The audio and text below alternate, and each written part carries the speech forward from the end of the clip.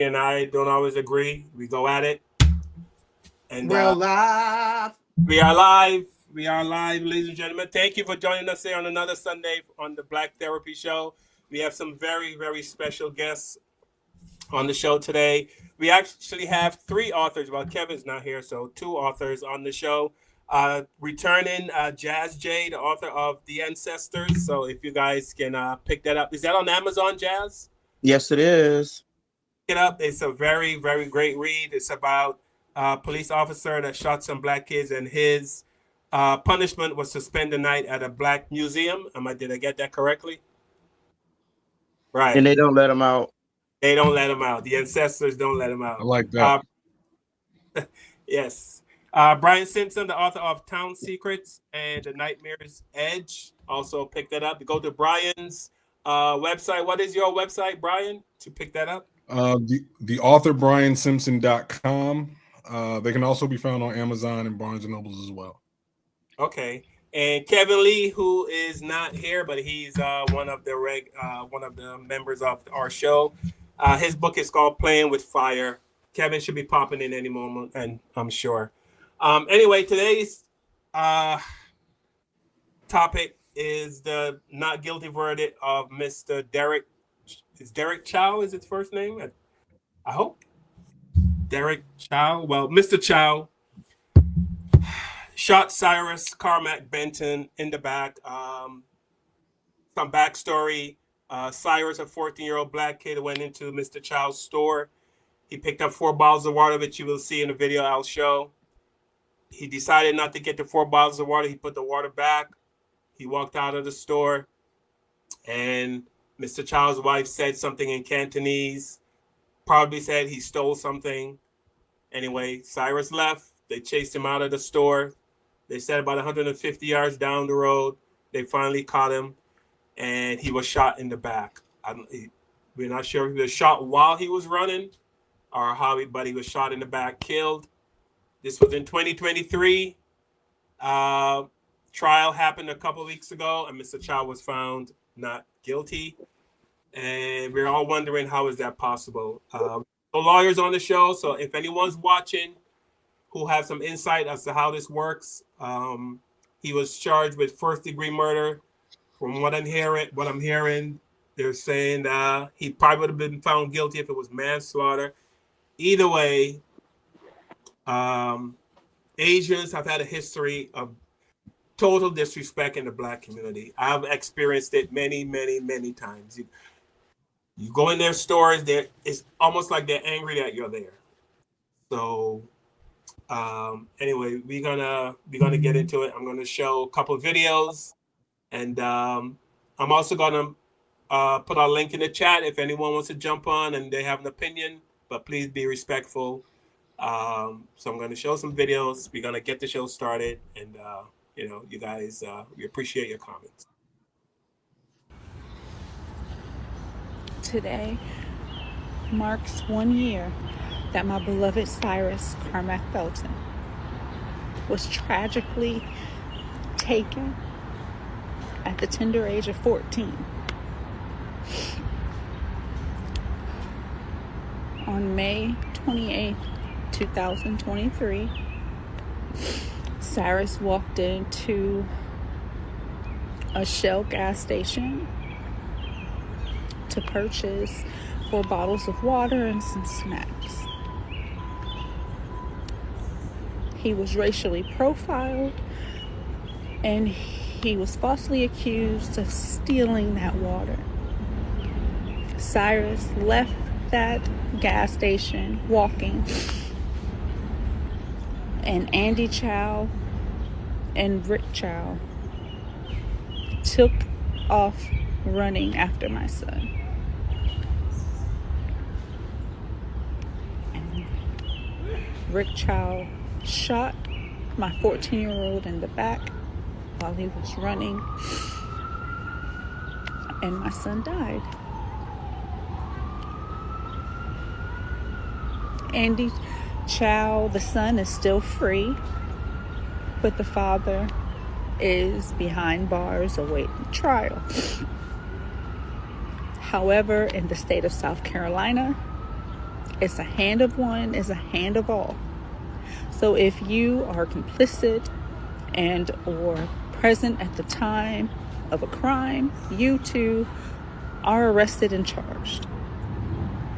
My family and I have been rallying and pushing and just trying to get justice for our Cyrus, because Andy Chow is still free, and under South Carolina law, he too should have been arrested with his father, because he was the one to initially chase after him. The chain of events started with Andy, ended with his father shooting my son in the back. We live in a world that is filled with hate and racism and prejudice, and people love to turn a blind eye because it doesn't affect them.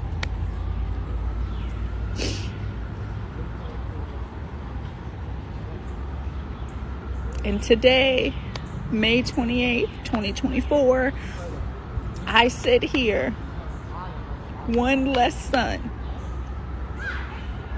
all because of somebody else's hatred in their heart.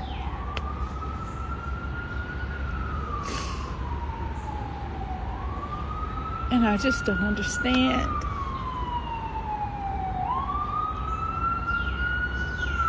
My son was only visiting that community.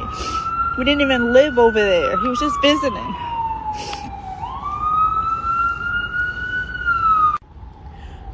That business owner already had hundreds of reports against him. He had already shot at 2 people. And he was still able to run his business and still able to terrorize a community of people that ultimately allowed him to freely act in such a way that it cost my son his life. He just graduated the 8th grade 4 days prior to his death.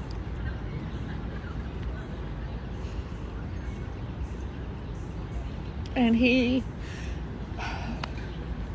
and that family, the Chows,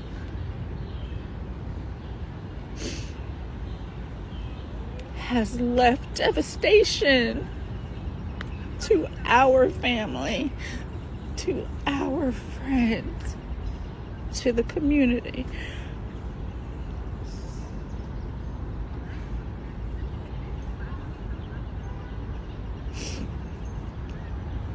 But I sit here and I just try to remember all of the good times and his smile and his laugh and his hugs.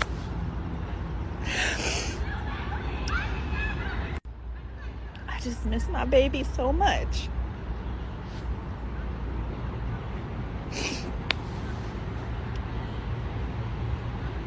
But today, Cyrus Monroe, is so hard without you.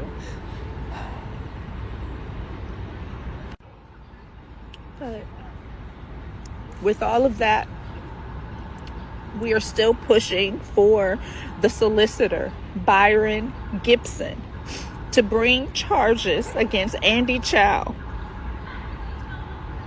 to arrest him. He too was complicit in the death of Cyrus.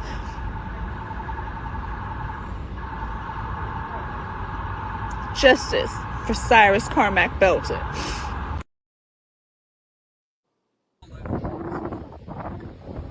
You can't even lie his whole life.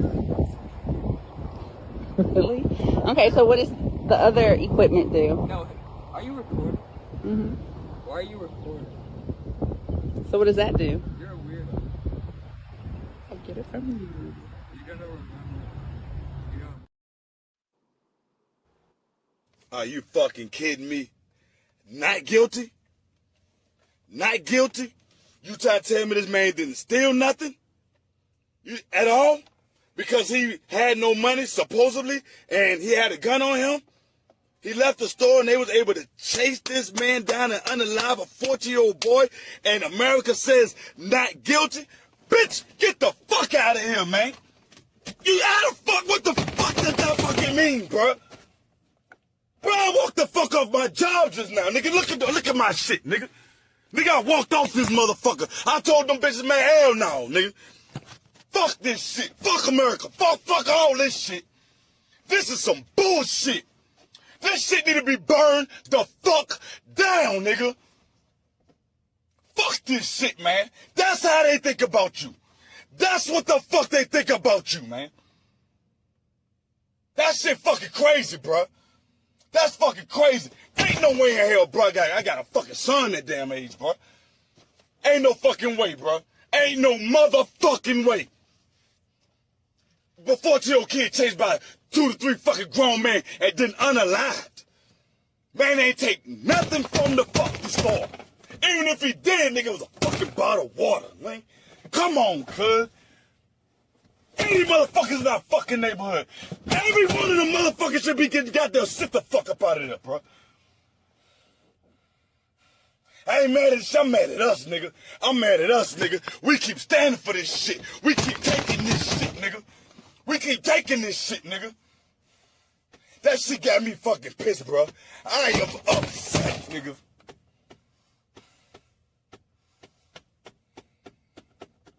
There's no fucking way, bro. There's no motherfucking way that man was able to get the fuck off on no case like that, bro. Unless they know exactly what the fuck you are next. No fucking way, bro. No fucking way. Ain't no way in hell that we gonna sit here and deal with some shit like that. Only because it wasn't your fucking child. You ain't worried. You gon'... Bro, I'm done. I'm done talking to you niggas. I'm fucking done talking to you niggas. I'm done talking to you fucking weak ass motherfuckers. I'm done. Because our children get done like this and we don't fucking stand up to fucking kick somebody's ass or at least to walk the fuck off these motherfucking jobs. Man, you must be fucking crazy. I'm fucking done talking to you niggas. I'm done. Y'all niggas are cooked. Yeah, Dick Gregory was right, nigga. You can't save us, nigga. You can't save us, nigga. You can't save us, nigga. Because we're cooked, nigga. We don't give a fuck, nigga. That's... Oh, my God. My God. I love when the black community says, let's boycott Asian businesses. Please do. We'll get rid of the Chinese takeout. We don't need that. Get rid of the Jordans you guys wear. We don't need that. The Nikes you wear. Don't need that. The Hondas. We don't need that. The shower caps. Nope. Don't need that either. The Hyundais. Don't need that. Let's get rid of the liquor stores as well. Most definitely don't need that. I want to see your own women get on their hands and knees and do pedicures and manicures and deal with nasty ass attitudes, okay? Might need that. You're being outworked by immigrants who barely speak English. And you're not embarrassed? Go to the bank, start your own businesses, and deal with your own people. Please, boycott Asian business. I'm all for it. This extremely arrogant, racist piece of dog shit, sprinkled with soy sauce, thought he was clowning us, but in reality, he just made us aware of all the nonsense we consume from people like him. Let's take the challenge and shut their bitch asses all the way down and become completely self-sufficient, because that's always been the solution. With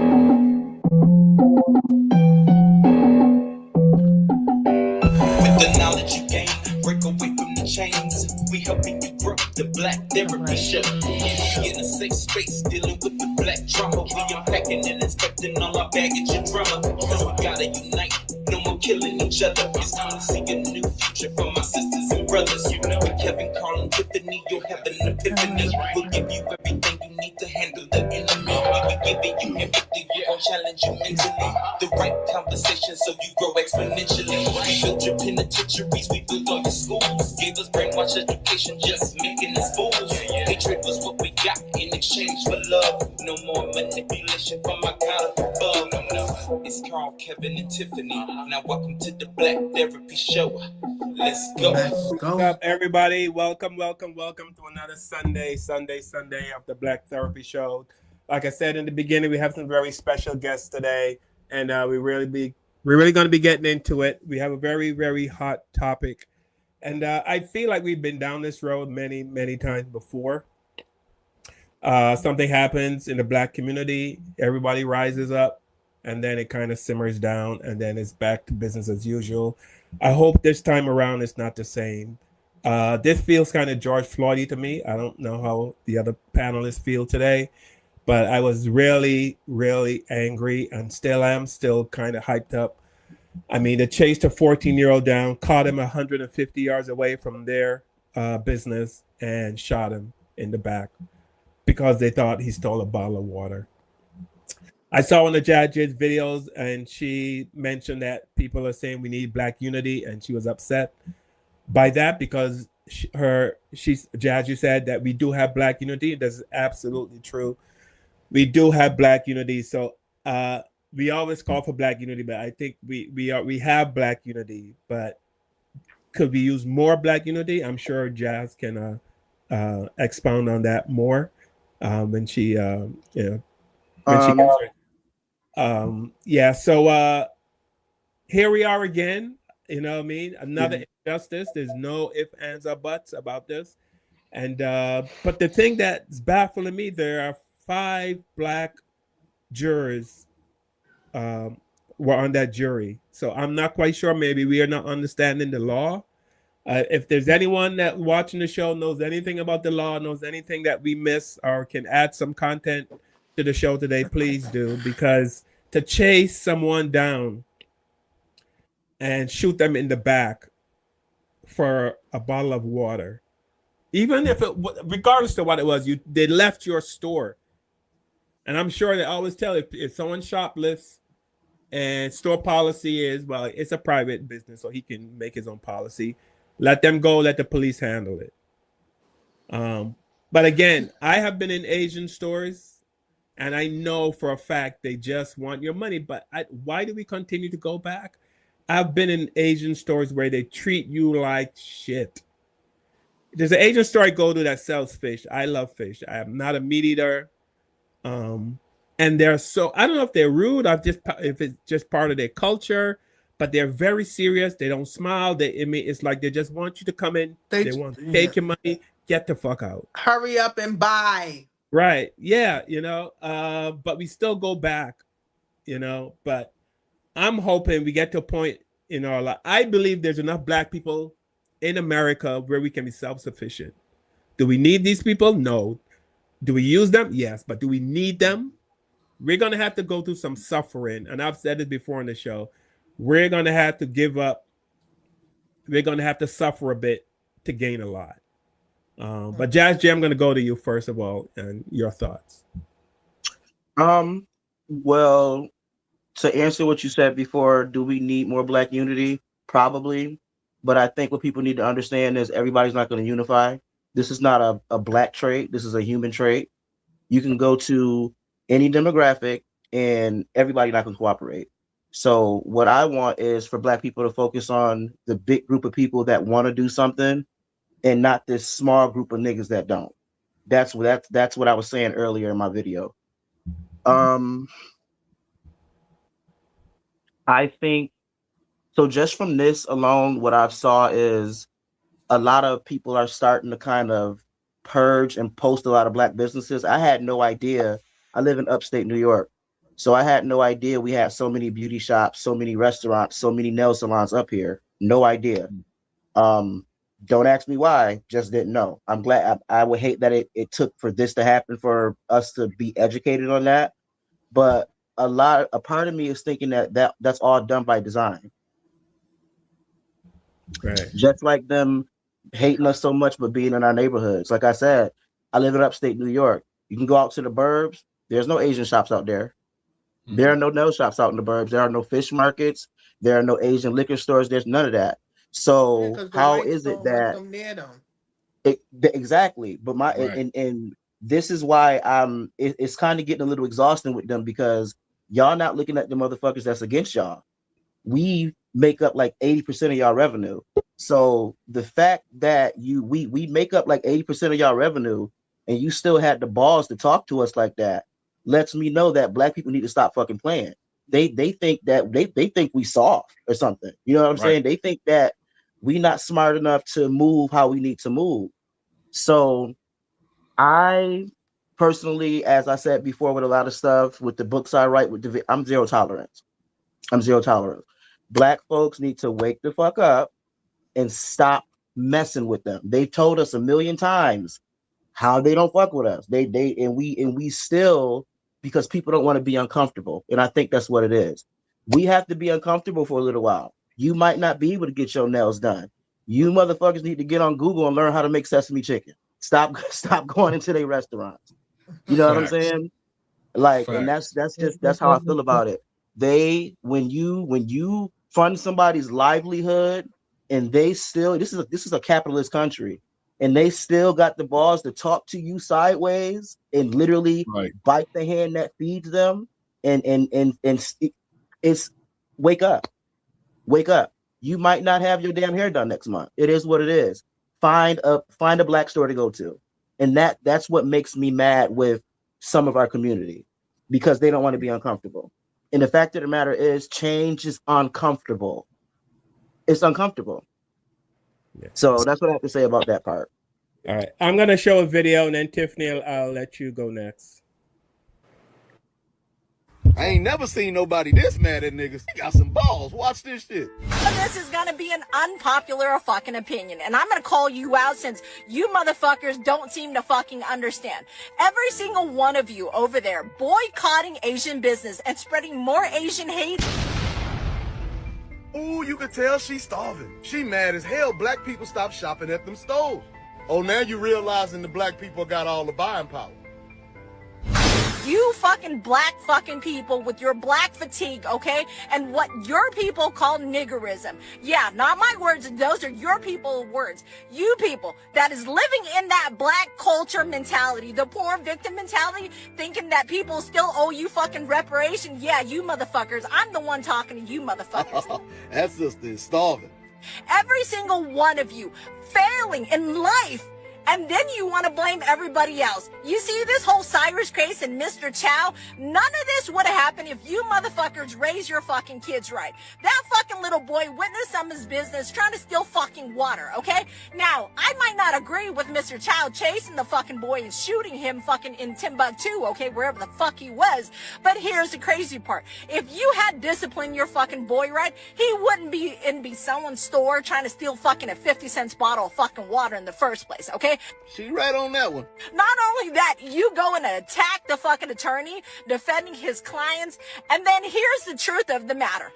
Your people, there are 7 black jurors who found your kid responsible, making Mr. Chow, okay, not guilty because they understand your fucking culture, your mentality. You failed your kid. Your society failed your kid. Your mentality failed your kid. That niggerism fucking attitude failed your fucking... So we got 2 things happening here. 2 things can be true at the same time. Part of what that Chinese lady, Asian lady, whoever she is telling the truth. Black community is fucked up. Black women are raising their kids bad. But the next part that black people ain't realizing is that he's mad because black people are boycotting them. And the only reason why they care is because black people are the ones going to their stores. Their stores are actually in the black community. She's mad because black people can determine whether they eat or not. Because black people control. All right. I mean, that lady said, I didn't agree with a lot of that stuff that guy was saying, so I just cut him off. Can't hear you, Carl. You talking? Can everybody hear me? Yeah, I hear you. I can hear you. Kevin, can you hear me? Oh, Kevin, you're muted. I hear you, Carl. Okay, Tiffany's the only one that can't hear me again. Like Tiffany. It's me again? Yeah. Everybody else can hear me. Yeah. All right, I'm going to you, Brian. What are your thoughts?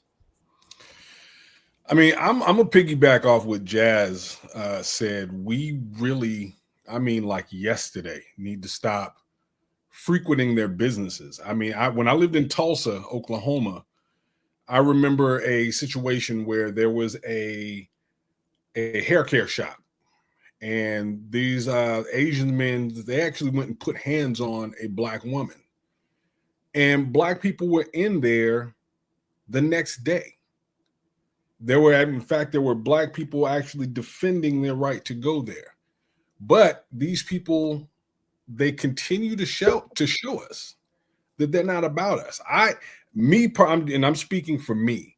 When it doesn't, regardless of color, when I go into an establishment and I see you looking sideways because I walk my big black ass in there, I turn right around, me and my money, and we take our asses the hell on out of there. You are not going to treat me like shit and expect me to patronize you. I refuse to do that. And I'll let you know that I'm doing that. And so it's something that we need to do. Dr. King gave us the blueprint.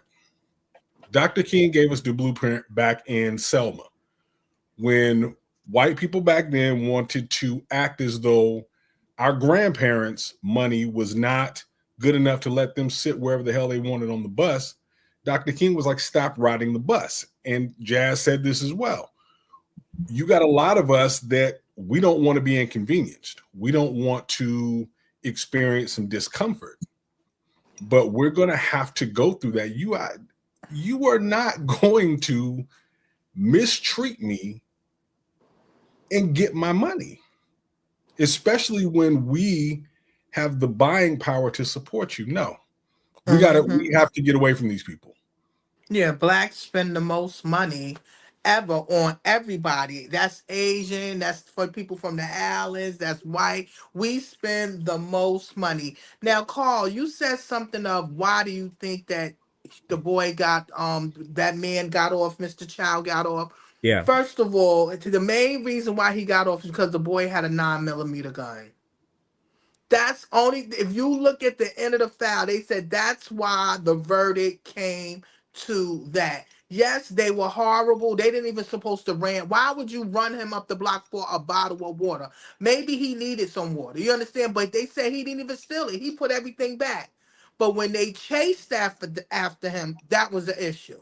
You understand? And when I think they say he tripped, the gun fell out. He tried to put the gun back in. I think they did analysts and checked it, and that's when the young man, I think the son said he had a gun, and that's when the father allegedly shot him. It's even word on the street or alleged that they even think the son did it, and the father was taking up for the boy. So it's so much stories out there, but I'm not surprised at the verdict and how they handled it. As soon as they said that boy had a gun, I said they're gonna let him go for that.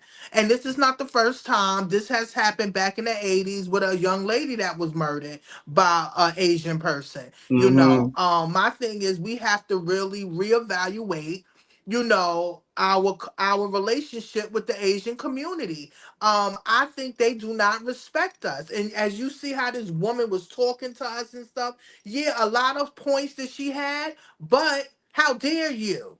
How dare you talk to us like that? And we the ones that put money in your pocket. So now we know to put our dollars somewhere else, and that's going to try to put it back to the black community because their money, they don't put money into us. They money do not flip in between us. You No. understand? They keep their money within themselves. So no, why we can't have that same mentality? But just like you were saying, Jazz was saying, sometimes people are comfortable in their dysfunction.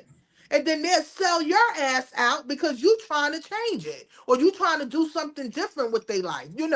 So it's sad what happened to that young man, but I'm not surprised. We have saw all this injustice going on against our people. You understand? They didn't have to run. They didn't have to run after him. They could have added that water as added it to the game. But It no, was $1. what they have been fed about Black Americans is why he did what he did. You understand? And when he had the gun, that was it. And they want to be white too.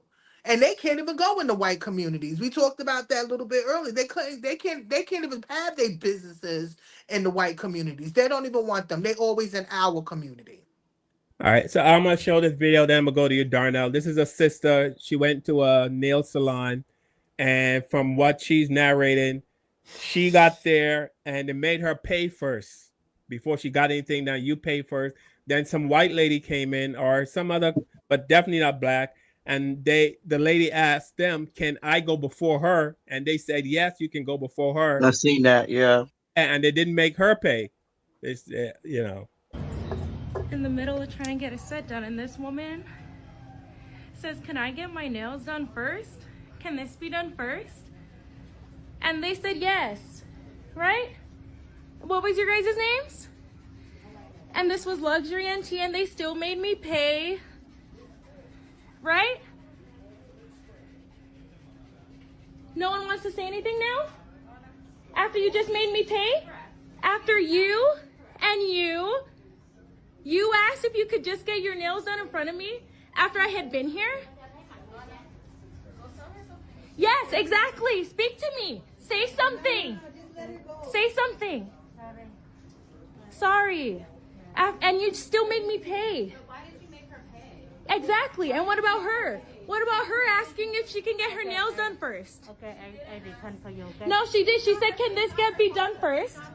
She did say that, but she did ask. Why would you ask that? Okay. Sorry, I refund for you. First, can I ask what? I mean, I remember my mom and my sisters doing their own nails. I mean, are nails that can we do without the nail thing? You know what I mean? Yeah, we can. We can go natural. You know, I'm in the beauty industry. We can go natural. But remember, it's a fad. Everybody like they nails. People like claws. Like people want decoration. You know, people love that shit. I don't. They're not getting my money because they giving out fungus. You know, so a lot of people, they don't understand. I caught a goddamn fungus from them nail salons, okay? So y'all need to watch your asses in them nail salons. Darnell, what are your thoughts, brother? This is a horrible situation, especially for the young man that lost his life. Definitely condolences to him and to his family. I think the reason, and I made a video about how I was disgusted about the whole thing. I think where the prosecution went wrong was when they decided that they was going for one charge and one charge only. That's where they went wrong. That made no sense. That made zero sense. And the reason is because obviously we all know that when it's murder, when it's first degree murder, it has to be premeditated, which means there's a thought. Like, I'm going to go kill this person. Mm-hmm. Now, to me, if you run out the store with a gun, and we are that happened in South Carolina once, just like the young lady said, when I heard that there was a gun involved, I said, this is not going to be good. This is going to be hard for a jury to turn it over, because to go out running after somebody, they had a gun, now I see a gun, now I shoot the person, and they're just going to go off of that. They're not going to go off anything. Shot in the back, I figured that would be enough to say, oh, okay, this guy really went out and murdered him. But obviously we are, we always got to remember, we black, and the laws. Thank you. That part. The laws are not made for us at all, at any point in time. I don't care if it's a traffic ticket or murder. It's not made for us. So once he had a gun, and he should not have been killed regardless of him having a gun.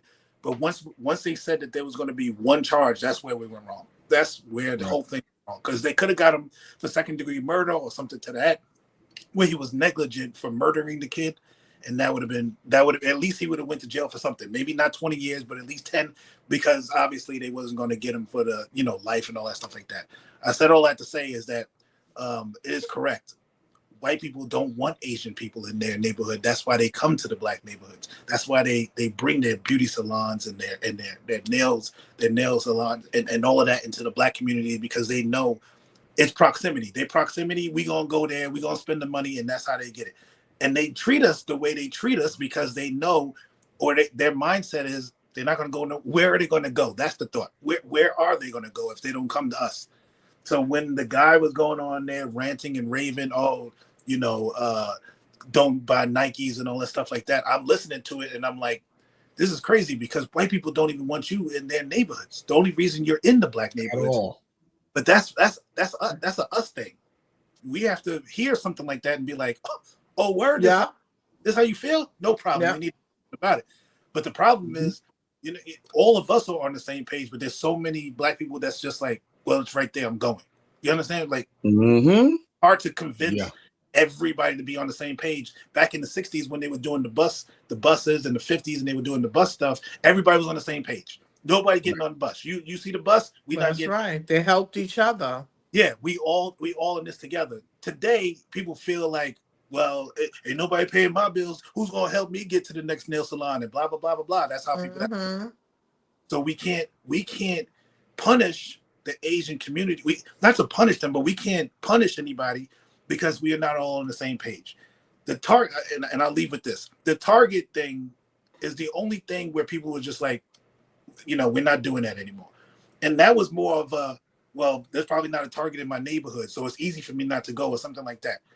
But for people to stop going to nails and beauty salons and getting Chinese food or whatever like that, they're gonna be like, this isn't my neighborhood, I'm going, that had nothing to do with me. That's the problem. We just not all on the same page. That's why they don't get punished, and that's why they continue to be the way they are. Yeah. If you walk into one of these places and they are giving you that feedback, we've been black long enough to know when somebody's not rocking with us on site. You see how they look at you. You see how they refuse to serve you. You see how they are hovering around you like you're going to steal their little dollar bottle of water or whatever. When you do that, leave. Just right off rip. You will feel it as soon as you walk in. As soon as you walk in the door. And I'm not going to make it like all Asian people are a monolith. I live in the San Francisco Bay Area, you know, so I'm around a lot of Asian people, and there are ones that there are businesses I've gone into to where they're very accommodating. They are very, hello, how are you? They treat me like they would treat anybody else. But I've been into ones when I catch it, as soon as I walk in the door, I turn right back around. I ain't got to say another word for you. You will never see my black ass again. Never again. All right. So I'm gonna show this video is gonna show Cyrus in the store, and it shows him picking up the water, putting back the water, walking out the store, and then the whole chase.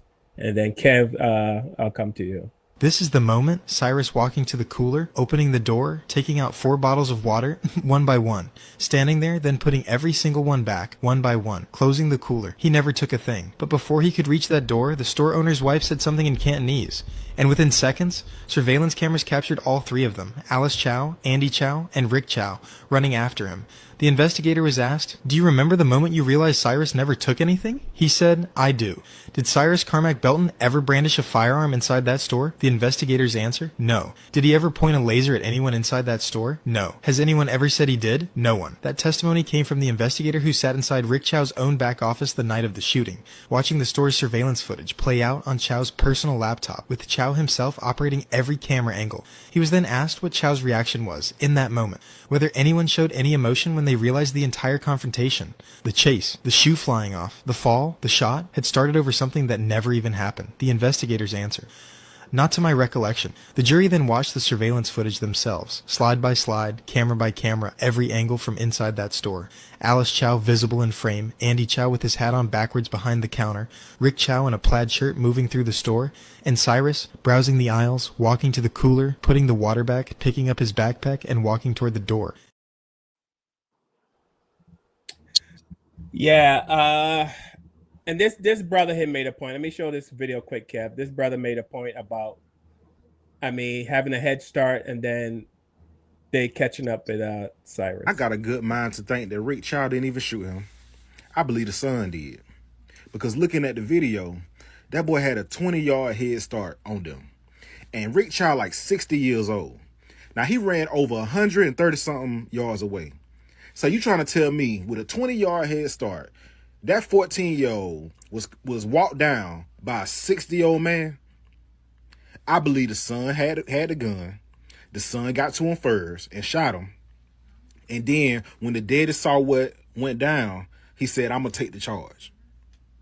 That's why everything played out the way it is. And when you think about it like that, and then you go back and listen to his testimony and see how stupid he was playing, he sounded like somebody who it's like the whole scenario didn't go down the way they said it went down. You see what I'm saying? Because if I unalive you, you're not there to speak for yourself. You know what I'm saying?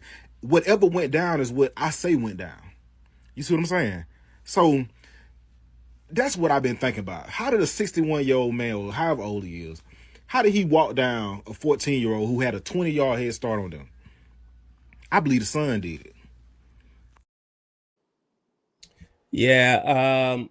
Let me say, Chipotle was my go-to place to get something to eat. If I'm heading home, if I feel like takeout, and out of all the fast food places, Chipotle, in my opinion, was the most healthy. I try to eat healthy, so Chipotle was my go-to. But a few months ago, I ordered Chipotle, and when I got home, there was no rice in the order.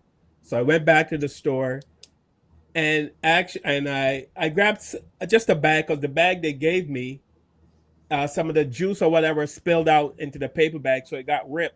So I just grabbed any bag from my house. I went back. I had the Chipotle container, and the manager is going to argue with me that how do we know that's Chipotle? That's not even a Chipotle bag that you have. It's just stupid, right? So we got into this big argument. I started swearing and cussing, and of course the whole place now is, I got everybody's attention. And but I have never set foot in a Chipotle since that day, and I never will. Ever again would I give Chipotle my money. And well, Carl, you should reach out to the corporate office with your complaint. Right. And don't take it out on the one asshole manager who disrespected you, because it's not every Chipotle. There's 700 of them probably on the East Coast. You can't be mad at every Chipotle because one guy was an asshole. Well, I did send a letter to Chipotle, certified, saying that it was received in California. So this Chipotle is owned by the corporation. So I did do the whole thing. I sent pictures. I sent video, because I took on my phone. I started to record. I sent pictures of the manager. I did all of that, all the steps. I did the white thing. I learned that from white people. Write a letter. Write the letter. Write the letter, brother. Write the letter. I did all that, Kev, and I got zero response. Mind you, now I frequent Chipotle so much, I literally had like over 20,000 points where I can buy free stuff by Chipotle points. That's how right. I was going 20,000, and I left all of the, I would never ever, if I can give it to someone and they want to use the points, fine, but I would never set foot in a Chipotle. And I'm saying that we gotta give some stuff, but we gotta suffer a little bit. We gotta suffer a little bit to gain a lot. To make a point. Point. Yeah, I get it. I'll be able to get those points after the show, Carl. All right, but Kevin, can we give up nails? Can we give up alcohol that got? I'm sure we can give up alcohol. What the fuck's he talking about? We can't give up nothing, man. We can't give up. We can't give up nothing, man. Look. Colin Kaepernick lost his job and his career over police brutality, and black people didn't stop watching the NFL or stop playing it. So we didn't need the players to stop playing it, but the people could have said, we're not watching this till this man get his job back. We're not watching this NFL. We're not participating in this. We're not doing anything until y'all put some respect on Colin Kaepernick's name and give him his job back or whatever. And we let the brother down. I mean, he got paid. What is going on? What are you talking about? He got paid. I mean, writing books and stuff like that. But he lost his career standing for black people. What's going on? I hear noise in the background. Louis Farrakhan. Can I hear y'all? Tiffany. I don't know. Can you hear us, Tiffany? Okay. No. There we go. All right. Can everybody hear me on the panel? We can hear you. Yeah. Okay. I don't know. Tiffany was screaming. Okay. Louis Farrakhan talked about this in the 80s about the Asian community. Somebody's pressing the button. the Asian community coming in and basically blood sucking the black community. And this is back in the 80s. You know, it's 2026, and apparently it's still happening. So we haven't learned since then. We're not going to learn. You know, like I said, we're going to be angry about this, and then it's going to blow over. You know, here's the sad thing. Also, I lost my train of thought because Tiffany keeps screaming. What's going on? I'm confused about what's going on, Carl. I don't know what's going on. I think Tiffany's having an issue with her audio, so she keeps. Okay, screaming out. Yeah, I don't know. I feel like okay. So, as far as the young man losing his life, it's tragic. Mr. Chow and Chow Jr.'s ass should be in jail right now for murder. Let's get that out the way. But with that being said, and I saw the video of the young man on the exercise machine and the mom's speech that you played at the beginning, Carl, and it's heartbreaking. Yeah. But we got to do better too. I look at that young man on the exercise machine. I'm going to myself, excuse my language, what the fuck is this kid doing with a gun? Yeah. We got to do better. We have to do better. That. This kid should not have had a gun. No, he didn't deserve to be chased and shot, right? We all agree with that. But why do this young man who seems like every other 14-year-old kid in his backyard on any given Sunday or Saturday, what is he doing for 9mm gun in his waistband? We have to do better. Because his mom gave that big speech about what a brilliant, young, wonderful, great kid he was, and I'm sure he was. But Mom, where did you go wrong, if you went wrong, to allow for this young man to have this gun on his person? And maybe he wasn't stealing water, but you're 14 years old. You don't have a gun. You have a gun in your waist. That's not a good sign. Or in your book bag. Your book bag. He shouldn't have had a gun within 50 feet of him. There just be no gun on him, period, at 14 years old. Even if he lived in an open carry state, and I'm not, what did this happen there? Even if it's open carry state, he's not old enough to have a gun, right? So that's where we come in as a community, as parents, and uncles and so forth. And we got to make sure, you know, I mean, my grandson, Angelo, we walk around the house doing this crap that he got from some kid at his preschool, you know, and we nip that shit in the bag ASAP. No, you're not going to run around here doing this. You know, the days have changed with cowboys and Indians shooting guns. And there's no toy guns coming on Christmas Day in this house. You know what I'm saying? Right. We're not putting that in his head that guns are good, you know.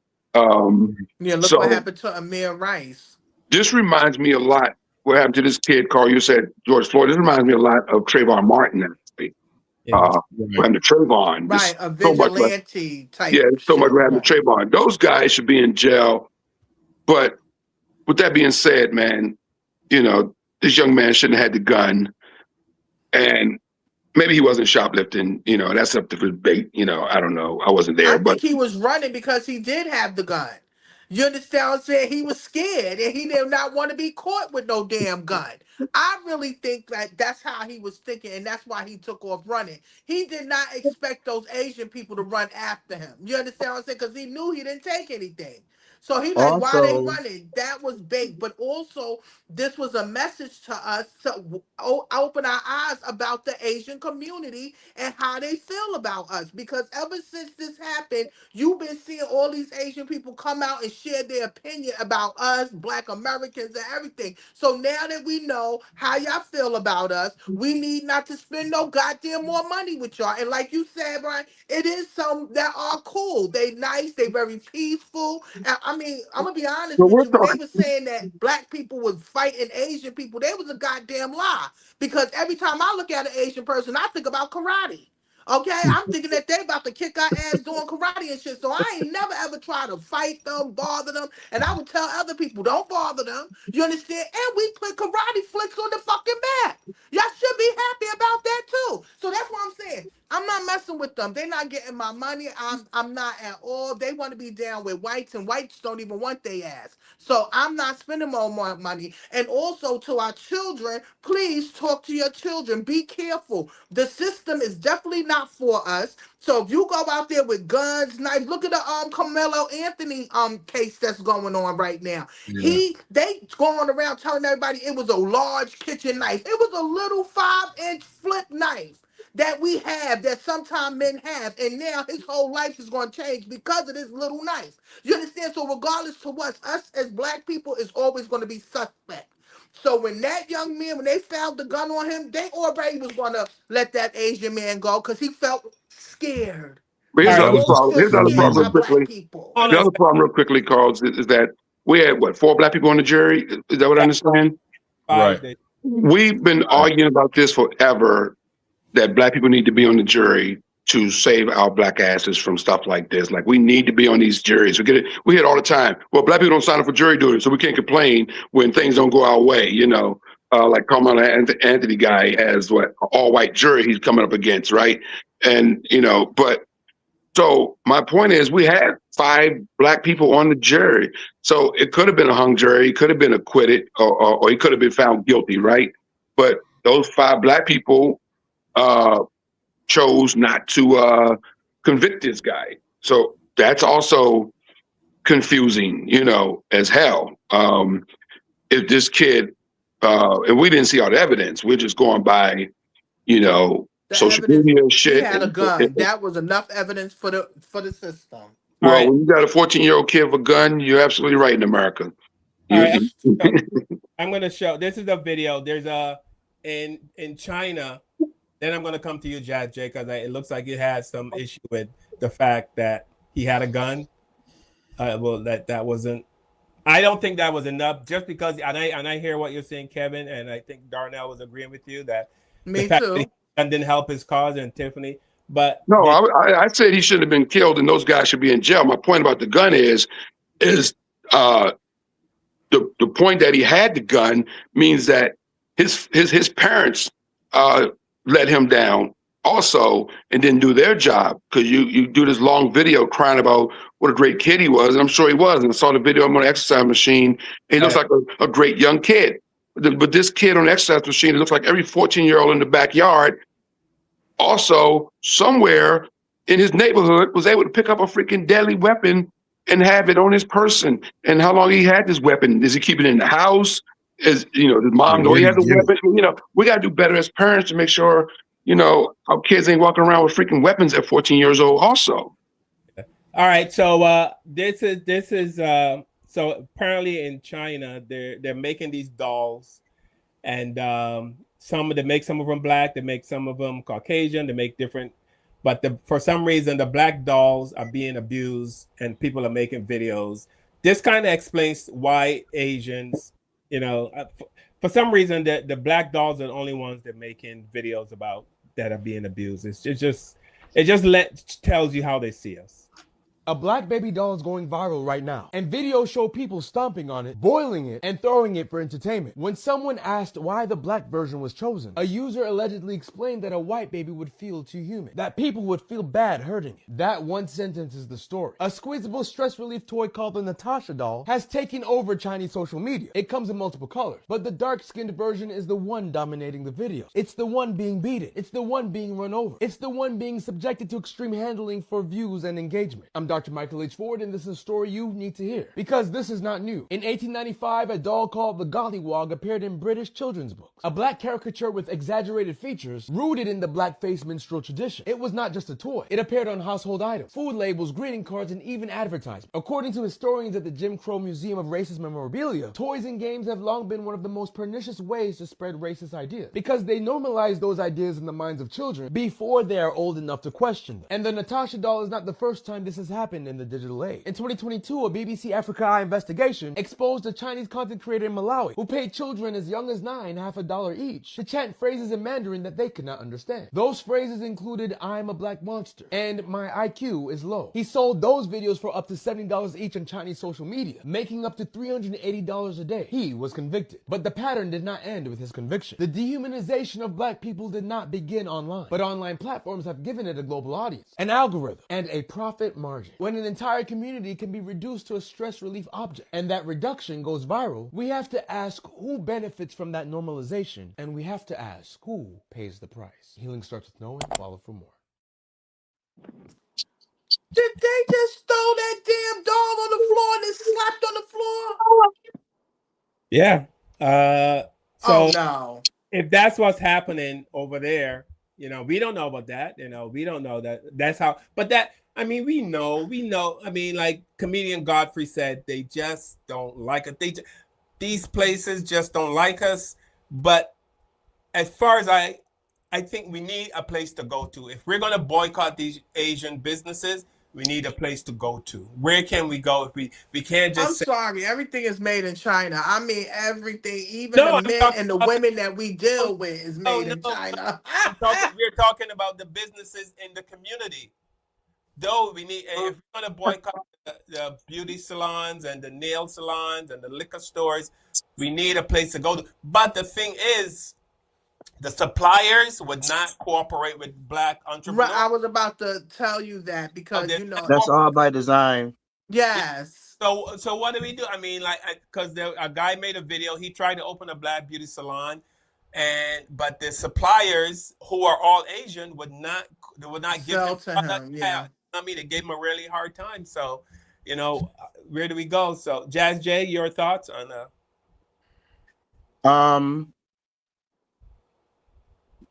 the only thing I can say is, like I said, I found out that there was a lot of black folks up here that ran their own shit. Right. I think black people just need to take more time to research and figure out where to go and work with our people. And if we have issues with the fucking prices, then you speak up about it. You know what I'm saying? It's all about communication and working with each other. So, but like I said, it's all this is by design. All of it's by design. Even the case with the boy that got killed.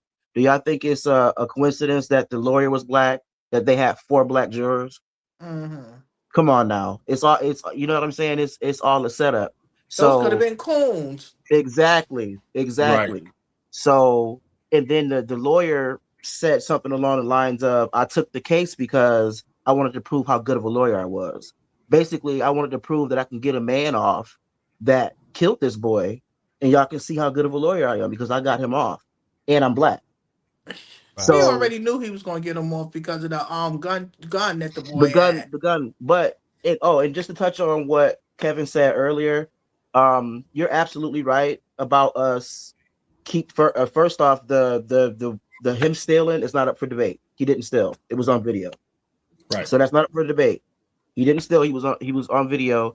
But you have to think about the fact that although you're 100% right about parents are failing by letting him get a gun. I was asking the same thing.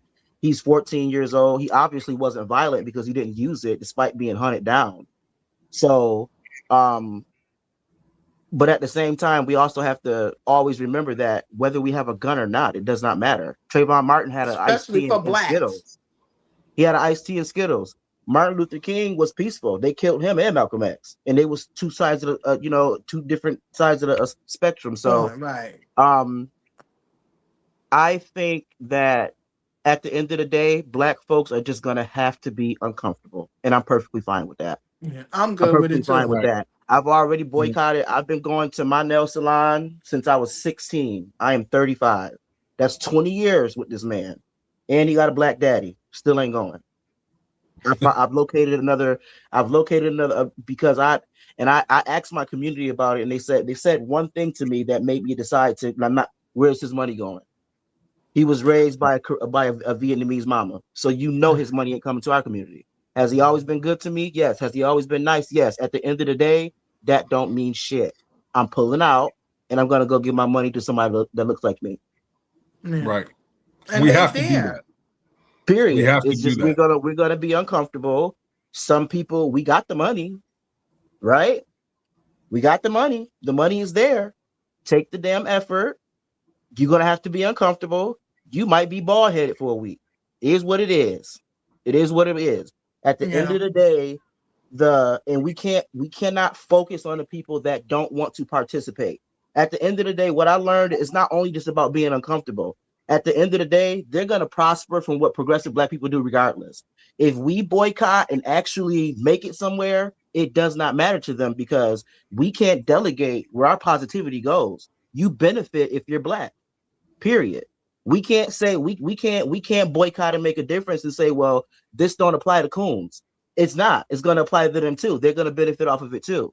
So they feel like they don't have to because at the end of the day, if these Black people get something done positively, I'm still going to benefit from it, and I don't have to make myself uncomfortable along the journey. Brian, Are we talking about like nail salons are just in the hood or in Black neighborhoods? Do I think in white people don't general. go get their nails done? I'm just curious. I'm asking a question here. You said what? White people don't get their nails and feet done? Oh no, white They don't people get get their pedicure? nails and feet done, but But you they will get see them more of their people at the in white there shop. doing the nails and stuff. Cause I just came to a hair show. They have Asian salons like do nails, but these are high Mm-hmm. end ones. But they Okay. also have their own girls that do the nails and all of that stuff. So they keep their money. The Asian people come into our community because they know that's where they're gonna make their most money. They'll find a space because they know we like looking good. We like getting our nails done. We like being sharp, getting waxed. We need all of that stuff. That's why they know they're gonna make money from off of us. But again, it's other people that can be able to do the service that is professional, that can do the service and we can give our money to them. Because I tell anybody, look at these local businesses. Do they do stuff for the community? Do they give out free stuff or have a cookout or show their Mm-mm. culture day? No. If they don't do that for the community and give back, you're not getting my money. You're not. I don't care if you Asian, West Indian, anything. If you are not for the community or Black Americans, that the ones that's really spending money with you, you're not getting my Right. money. I'm not. I'm not Mm-mm. spending my money. can we do it though? Can we come together? Can we? I mean, the Montgomery, the boycott, the bus boycott worked. You think that kind of stuff worked back then, but it doesn't work now because so many Black people are successful.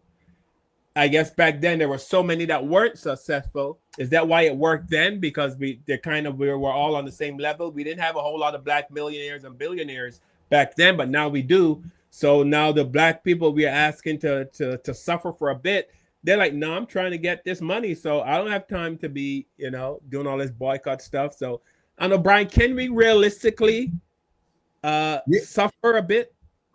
I think we can. It's just a matter of choosing to. I had two things. I got a good friend of mine, high school friend of mine. We played basketball together, and he said something that kind of just hit me. He said the problem is a lot of us are now making six figures, and we ain't got that dog in us that our grandparents had.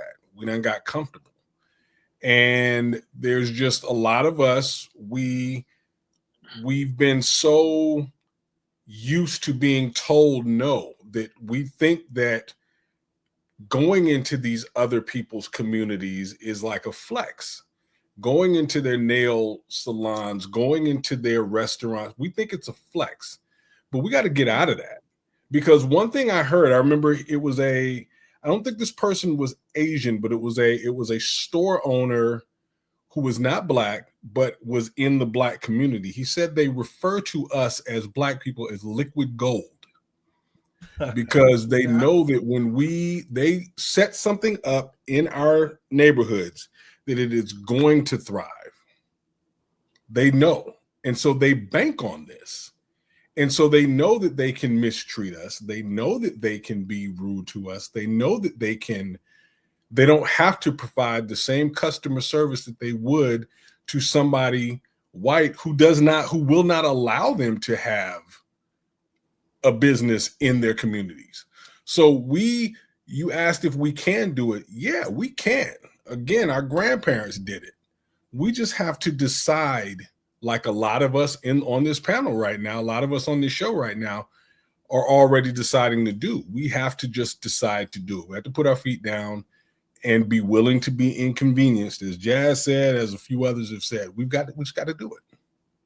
No, you have to do it. I was telling some people about the beauty supply industry. Me being in the beauty industry for over 26 years, you know, the beauty supply store, a man told me, he said half the stuff on these in these aisles, on these counters is not good for us. They sell it because we buy it.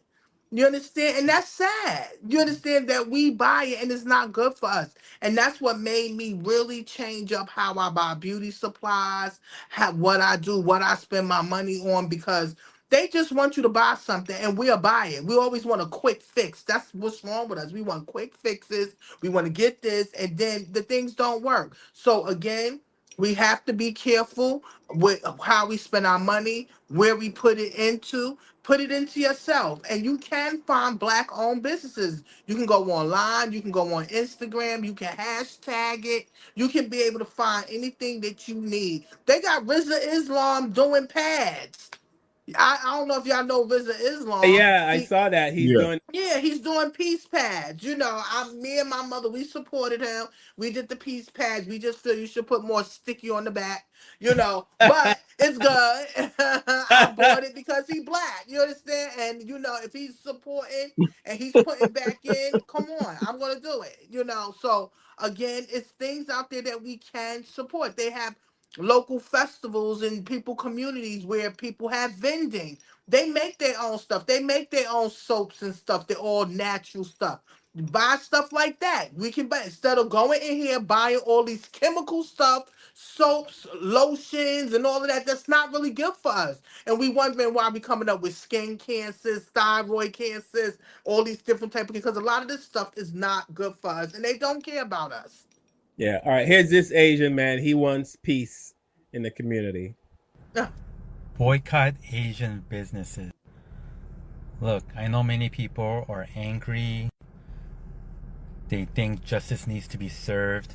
So they want to boycott Asian businesses. I know emotions are high, and if this is how you think there's going to be some justice, okay, I'm okay with it. But then when does it end? When is it, okay, we've boycotted Asian businesses enough, justice is served, now let's move on. I just personally don't think this is the solution. If anything, it produces more tension, creating some unnecessary race war. I'm pretty sure there's a lot of Asian business owners that are like, what happened? Where's all my Black customers? They're just trying to make a living. They're just trying to make money. Now, what's the answer? I don't know.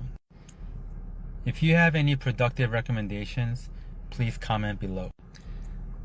But personally, I just don't think boycotting Asian businesses achieves anything.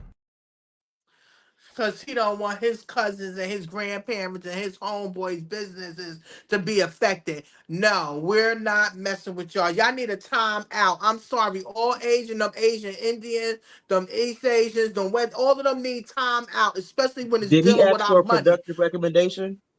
Huh? Right. Does the, because I got one for him. He can go straight to hell. Go straight to hell. Some of y'all, a lot of Asians being arrogant, but some of them know better, and that's what this is. You know, they know better. We pay your livelihood. So I don't think we should. Motherfucker, you don't like us. Stop lying. Mm-hmm. Stop lying. Because we like I said, we're the reason you buying a house. We're the reason you have nice cars. We're the reason you're paying to put your kids in fucking private schools. That's what you're trying to do. Don't act like you like us. And if you were down for Black people, you would understand the boycott and just accept it. Because at the end of the day, your people fucked up.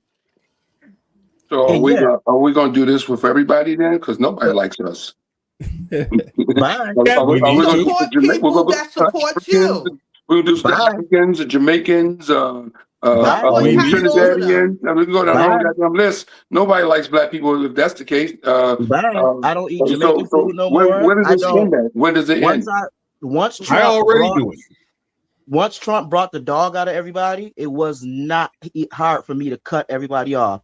I don't need Brought no the curry dog out of goats. me. I can learn how to make it at the Right. house.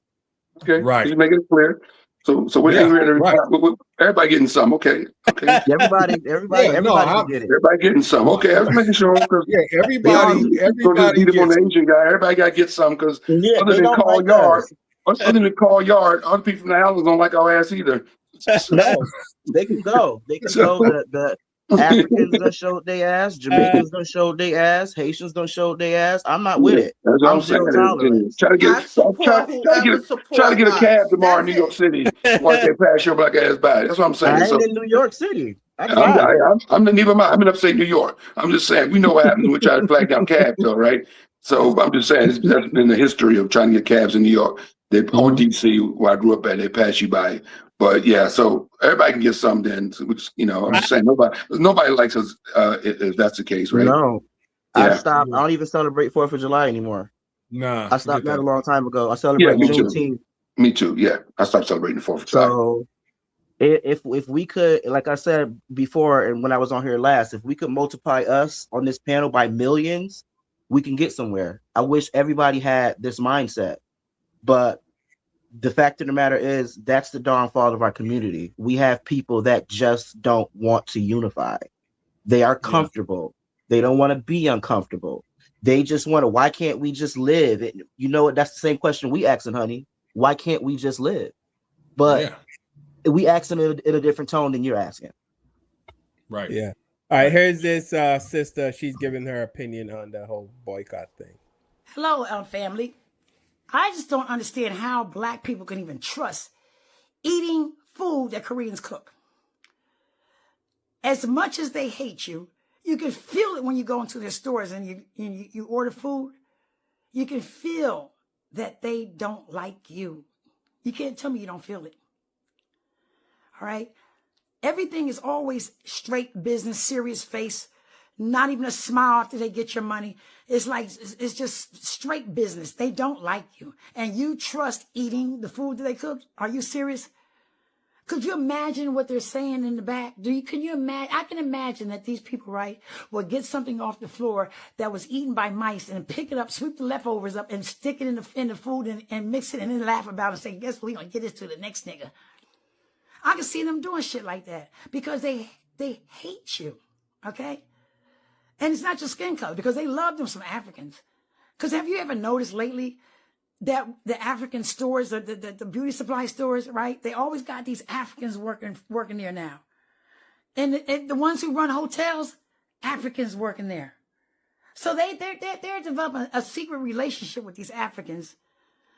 You know what I'm saying? See, these people are bonding together and they're up to something. See, we need to figure out what the fuck are they up to next while we're worrying about and, what they just did today or yesterday. We need to be able to anticipate the next motherfucking move these motherfuckers making. First of all, they're getting very bold on social media, right? They starting to come out and talk about really what they feeling. These were some quiet people. Yeah, here's speaking of getting bold on social media, here's an Asian guy, pretty bold. I've been seeing a lot of black people on the internet saying, oh, we gotta boycott the Asians and the Chinese people. Like, bro, y'all sound stupid as hell, bro. Most of y'all, like, why you got beef with the Asians and Chinese people? By the end of the weekend, I promise, more than half of you guys are gonna be going out to the Chinese buffets and ordering shit from China. So who the fuck are you kidding? Saying, oh, they hate us, they wanna get rid of us, blah, blah, blah. Have you ever thought about why they hate you motherfuckers? Why everybody hates y'all motherfuckers? Because y'all don't know how to behave. Damn. You think he was Asian? He looked like he was Spanish. He sounds Mexican. Mexican, okay. Yeah. Yeah. Carl can't really. But you know what I recognize noticed? Nobody cares about the fact that a life was taken. All they're talking about their finances. Like that's all they're worried about. Message. Hello. Nobody has said anything about the kid that's died there. No, it's a message. Yeah. It's a message. And they don't care. The whites don't care and stuff like that. So that's why we have to start caring and talk more too. Listen, I talk to my nephews. My 14-year-old nephew don't walk around with no goddamn gun. Okay? He's not walking. I don't even let him walk around with a damn pocket knife. My son has Just never even seen a because, gun. and he do it because he like, it's like a tool knife, you know. I don't even want to walk around like that because I said they're gonna think it's a gun or something. Just don't do it. And it's sad that we have to feel like that. But a white kid can do it, but we can't do it because that's threatening. They feel like we're threatening them or we're trying to hurt them. And that's why that man, Mr. Chow, and white people, why they already react off of us, because they feel threatened by us. And it's sad. It's really, really sad. And we really don't care about them. We really don't even be paying them no damn attention. We be trying to, I be trying to stay distance from their ass. That's why that boy ran. He was trying to get the hell away. Yeah. My thing is, how threatened are you if you are willing to build a store in my neighborhood? That part. How threatened are you? You aren't that threatened. No, you're not. You aren't that threatened. You know that we are there to purchase a bottle of water, a bag of chips like the next guy. But the thing is you have been conditioned to mistreat us as your way of trying to earn a proximity to whiteness. You know, you're trying to have that proximity to whiteness. You watch them mistreat us, so you think that you're going to garner some type of favor with them by mistreating us. No, you don't. You act that way towards me. I'm not going to fight you. You come at me, okay? Yeah, I'm gonna fight you then. But I'm not going to fight. I'm not going to fight to spend my money with you. I'm just going to leave. Yes. And the crazy part about that is 90% of crimes that are racially motivated against Asians are white people. Yes. Exactly. 90%. That 90%. Is true. That is absolutely so true. You're trying it's the truth. I told you we don't want to fight them because we think they know karate. It's a coping mechanism because the people you want to like you don't fucking like you. Yeah. Right. Who was it that put them in the endearment camps that put the Japanese in endearment? Wasn't that the American government? Hello. Okay. When black people fought to get them out of the camps. Black people fought to get them out of those internment camps, and black people fought to get them reparations that we never got. Mm-hmm. That's our problem. We fighting for everybody else, but they not fighting for us. Okay. Just for them to get an anti-Asian hate bill before we did. On a lighter note, Tiffany, I've been to Asia, and I saw some street fights break out because of a car accident. They don't know no karate. I've seen fist fights in Seoul, Korea, and in Japan because they some horrible drivers. That's for damn sure. And the slightest fender bender, and they jump out and start swinging on each other. They're not like we get a fender bender here in the States and we call the cops. Or no, they get out and start swinging. And I swear to God, there was no karate done. I was laughing my ass off. Like, I'm in an Asian country and don't see no karate, no kung fu, no mixed martial arts, just straight haymakers being thrown. And these guys are going at it. This on a lighter note. Everybody don't know karate. The point is, we don't mess with them. We don't bother them. We don't bother nobody. We be minding our damn business. Yeah. I mean, yeah. But, we still, like I said, Farrakhan took us back in the 80s, stop supporting these stores, and we didn't stop. We kept on going in these stores. I grew up in D.C., man. On every corner in Washington, D.C., there was a corner store owned by Asians, and they all had everything in there from alcohol to cigarettes to every bad grape sodas and candy, and they had everything black people like. Everything black people in the hood would like, and all the marijuana papers all up in the thing, and all the different paraphernalia for drugs and stuff like that. It's a hustle. Everything, that they thought low income people would want. Because there's no Whole Foods, there's no real grocery stores, so they just catered all this bad stuff, and it was on every corner, And they weren't living in these neighborhoods. They come in, open their store up. Before the sun went down, they closed and went back to Northern Virginia, in Maryland to suburban neighborhoods. But they thrived on these hoods in Southeast DC and Northeast DC, those areas where I grew up at, I've seen them all eyes, yeah, but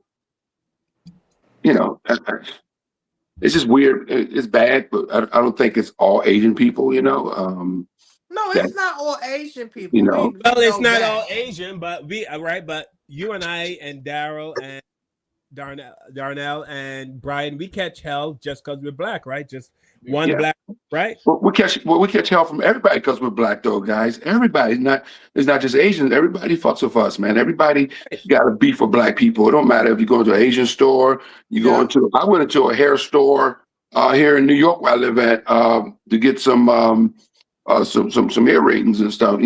Some studs, man. And that was run by some. I think they're from. I don't know what. I don't really know part where they're from. They're not. I mean, they're not straight Americans. They're from some African country. It looks like, but the fools watching me like crazy, man. Every aisle I went down, I had eyeballs on me. You know what I'm saying? And I was in the hood, though. Okay, so Where shoplifting probably does happen a lot, right? So I mean, so here I got some guy darker than me watching my ass on every aisle I go in. He's from some no. African country, right? I'm going out. They're the security for the Asian people. What I am learning right now, because they know in these past 5-6 years, black people been stepping off, right, and haven't been supporting them because I haven't been supporting them. What they're doing now is putting black people in the front. And you think that they own this place or they run this place. It's not. Even all of those seafood spots, those crab juicy spots. Yeah, When I yeah, went to the South, it was nothing but black people in the front, but the Asian people was in the back running it. You understand? So we have to be careful with that too, because they will put black people in the front to try to not let us know that it's Asian people, because they know that we are not playing with them. We are starting to stand firm. We spend too much money for y'all to be treating us bad. Again, I'm not supporting no one that does not support us. I don't care if you Period. Asian, African, West Indian, white. If you not supporting us and you not nice to us or you disgusting, I'm not supporting you. You're not getting my money. I don't All right. care. In case you guys are wondering how things are going in Africa between the Africans and the Chinese, here's a Chinese. I guess he has a business in Africa, but here we go.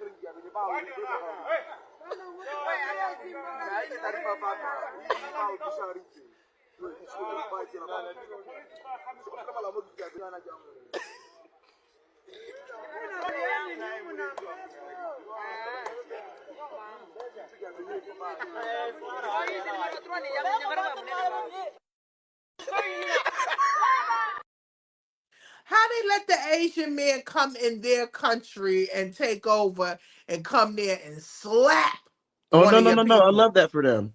I love that for them. Slap his ass again. I love that for them.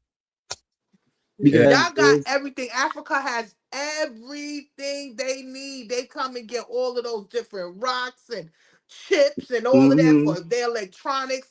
And y'all let them come over there and rob, steal from y'all and everything. But y'all mm-hmm. so caught up in y'all tribalism, tribe against this tribe or you against evil and all of that stuff, when y'all need to be really coming for them and trying to build a foundation for your country. That's what y'all need to be doing. That's sad.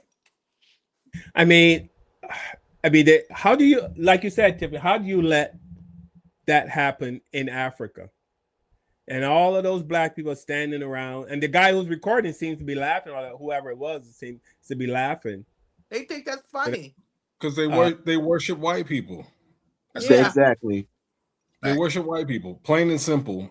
Africans, and I've gotten into several discussions with this. I've told you guys on this show before. I ran track in college, and a lot of my teammates were West Indian, from the Caribbean and African, and me coming in there at 18 years old, looking at them like, "Hey, we're the same." They were very quick to tell me that no, we are not.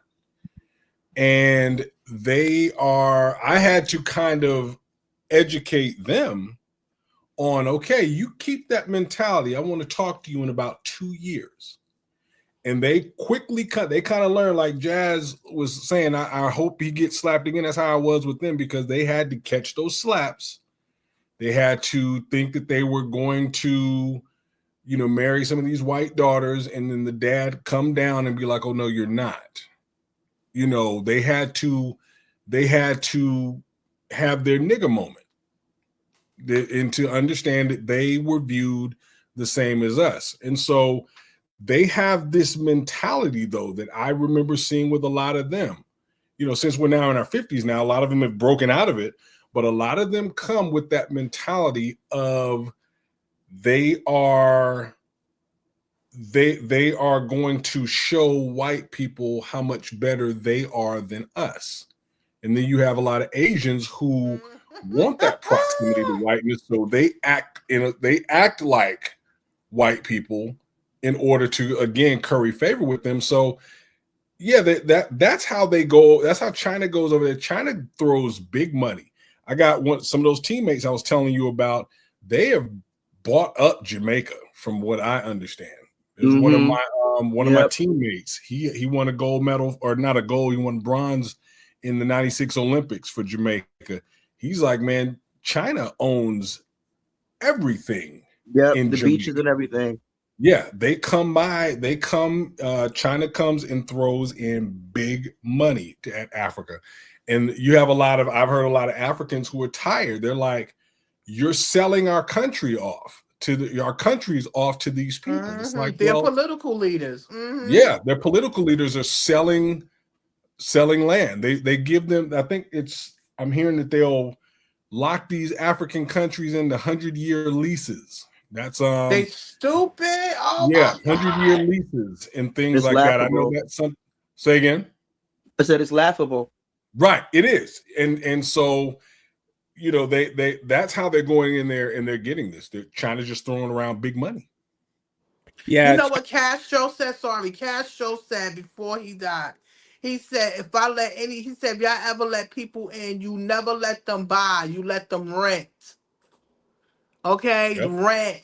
You don't want them to buy, especially people coming from other countries. They'll come and try to take over, because he saw what he had to go through with the whites back in the days, back in the 40s and the 50s and stuff. And he said, never let nobody. So anybody that's y'all letting in y'all countries, y'all not letting them rent. You understand? They supposed to rent. Right. Don't let them buy none of y'all land, because they're going to feel like they own it. Why you think they still got them whites down there in in South Africa acting up? They feel like we was born there. We ain't going nowhere. But your family started apartheid. Right. Like, come on. Well, here's what they do. I know they come in, like Jamaica, for instance. They went to Jamaica and they built these super highways. Jamaicans weren't able to get from one part of the island to the other part of the island. It took like 4 hours. Now it takes like an hour. They cut through because they built these super highways, but they own it and they get all the toll money, and and they build bridges. They do all kinds of stuff, for these infrastructure. Yeah, what they their build own people not They doing. build the same thing in Africa. They build railways, they trains, all that kind of stuff. Listen, Barbados, where I'm from, they just gave Barbados like 50 electric buses. So, and when I go back, I tell my friends, don't let the Chinese in. They go, well, they're already here, because the country's borrowing money from China, and they take buses from China. They're taking all this stuff from China, and of course, I'm sure China's getting something in return. Now we're seeing Chinese workers on construction sites, and of course, Barbados is not a super rich country, so there are people there who need jobs, but they can't get the jobs because the Chinese, when they're building this infrastructure, they're bringing in their people to build the infrastructure. So then, you know what I mean? So, are they stupid? The government, of course, on the back end, those are the people making the money. So the politicians are the ones making the money. So then the people they selling their own country. Right. Right. Yeah, they are selling their own people. Yeah, but Brian, you talked about people from Africa and the Caribbean saying that they're not black, and I've heard that so many times, and I know exactly what they mean, and I've told you guys what they mean. when anyone from the Caribbean say or Africa says they're not black. When you come to America, and there's no one that can dispute what I'm going to say, because I went through it, you can tell Black Americans are treated differently. You see it right away, and you realize that Black Americans are treated differently. And to differentiate yourself from the Black Americans, you're quick to say I'm not Black American. They don't mean they're not black. They just want you to know I'm black, but I'm not that black. I'm not those over black there. like that. The good I'm black. docile West Yes, Indian. yes, that's what they're We trying all right to with say. you, white massa. Yes, because when and I've told you guys this, when white people realize that I'm not Black American, their whole attitude changes. Totally changes. Complete 180. When they find out I'm before I open my mouth, I get the you know what I mean? You get the microaggressions, the all the little things that comes with when you're in white spaces. So that is why Black Africans and Black people from the Caribbean are quick to say we're not black. Again, know they're black, but they don't want to be associated with the Black Americans because they see how society treats Black Americans, and they don't want none of that smoke. So they get it anyway. Of course they get. Of course they get it anyway. Still a nigga. Yeah. Once you step foot on American soil, I don't care what you is before you come here. Absolutely. You step foot on American soil, you a nigga now. That's what they need to understand. You are absolutely a black person. But in their head, they don't know that. And you also have to keep in mind that when white people come to the Caribbean, you think they come to with the attitude they have here. White people are the sweetest. Like, you would not believe. I don't know if you've ever been outside the U.S. and encounter white people. They're not the same. And I think it's probably because they're not in America. They're outside of their, comfort zone. So they're smart. I was telling somebody, have you ever had white people walking towards you smiling like they're happy to see you? I mean, I experienced that almost my whole life. And they're coming towards you and they have a big smile on their face like they're happy to see you. So you would think when you come to America, it's going to be a country of white people who are happy to see you.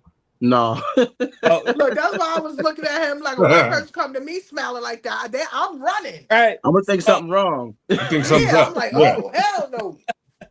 Right. So I get it. When I do not argue when Black Americans are upset with people from the islands or people from Africa. I don't know why Africans are the way they are because I've never lived in Africa. I don't know why they take the side. I don't know, but I can definitely speak for my island folks, and I know that they But like Brian says, quickly they find out it doesn't matter. And as Jazz said, once you set foot on American soil, I have white people invite me, but they say like, hey, if you ever come to America, you can come stay with us, and all this stuff, and you get bullshit, right? I was about to say if they invite you over, they trying to get one of your kids. It's a setup. Big setup. Yeah, it's a setup. Yeah, so I get it.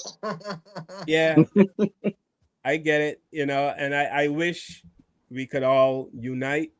And the people from the Caribbean, I wish but there's still to this day. But there are some people, even though they've been through all the stuff with the white people in America, they still hang in there.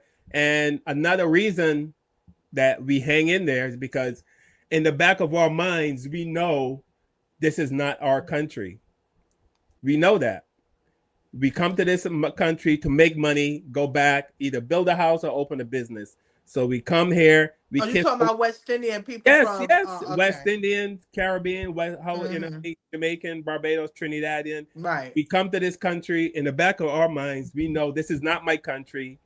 We find out the white people are, these white people, but I'm gonna stick it out. I'll kiss their ass, make my money, and then I go back to my country because I don't need to. This is right. Not, we can't do that as Black Americans. Right.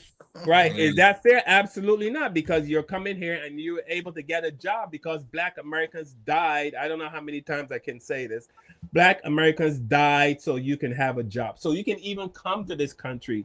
Black Americans died, literally died. And they went, they marched. No, it right. Black Americans got together and go, hey, we're gonna go march because we gotta fight to vote, knowing that they can die.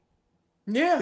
And many did die. But that's how, and many did die. And they knew that leaving the house, knowing we're going to go march today because such is happening. For equal rights. For equal rights. But knowing that we're going to, and the reason Black people from other countries can be in this country is because of Black Americans. And I was telling a friend of mine the other day, I'm not exactly sure why no one wants to acknowledge that. No one wants to seem to give Black Americans kudos, say thank you, or this, you know what I mean? Is like no one, because they know what that's going to cost them when they do.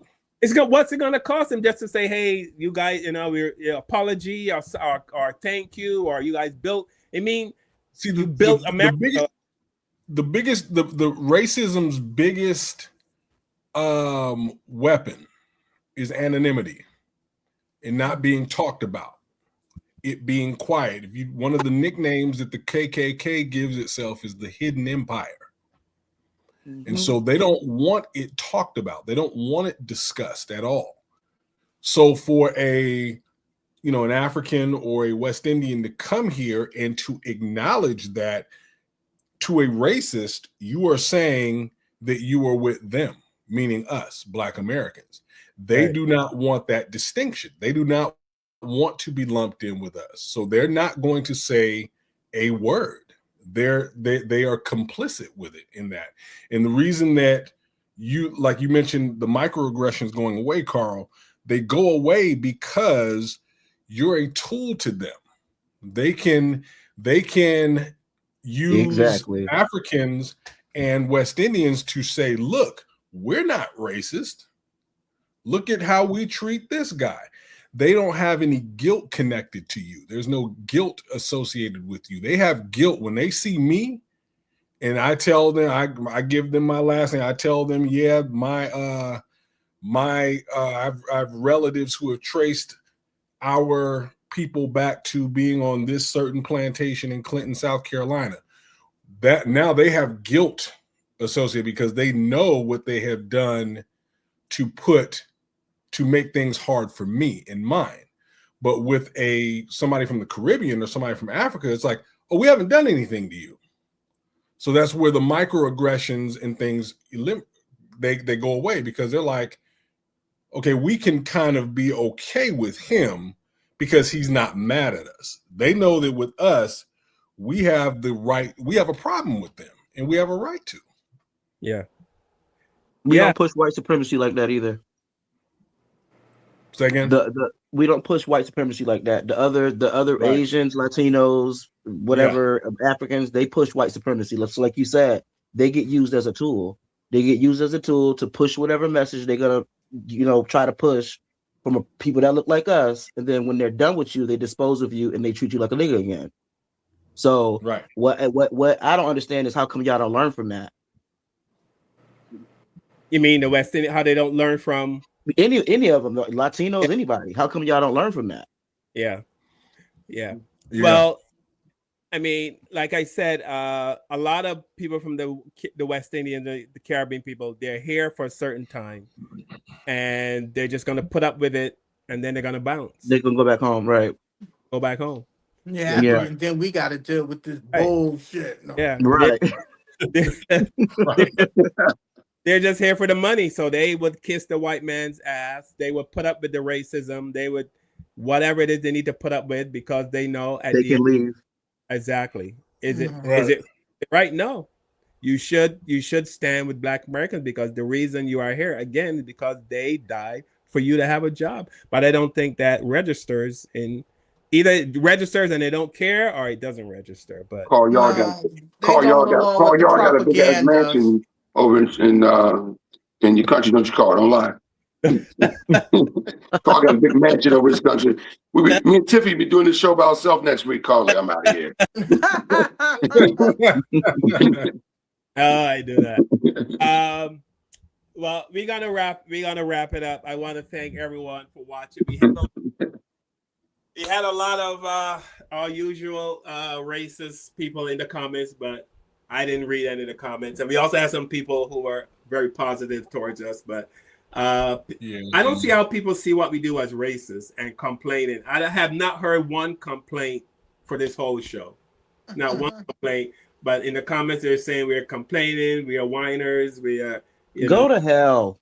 I think If you got a problem with it, get off this podcast. Like I said last time, this is black business. This is black business. You got an issue, go make your own podcast and talk about it. Don't talk about it here. Yeah, I think and that's just your. I've heard it said once that your projection is your confession. You know, they're projecting their BS on us. It's fun. It's kind of funny to read what these underachieving morons say. You know, but I mean, it's like, how sad are you? How pathetic are you that you have to come to a podcast for people that you don't like? And exactly. How pathetic are you? You know, that's why they're there, because they're pathetic. They don't got nothing else better to do instead of choosing out or scrolling or going to something that really they like somebody like they asked. They want to be over here going in, but it's all right because we appreciate all of y'all in the comments because that helps us with the algorithm. Okay, thank you very much. Shout out to everybody in the comment section. But so keep coming with your mediocrity. But like Brian said, I've seen so many podcasts where they're not talking, or they're talking about things I don't like, I don't care to hear. I don't log in and say anything.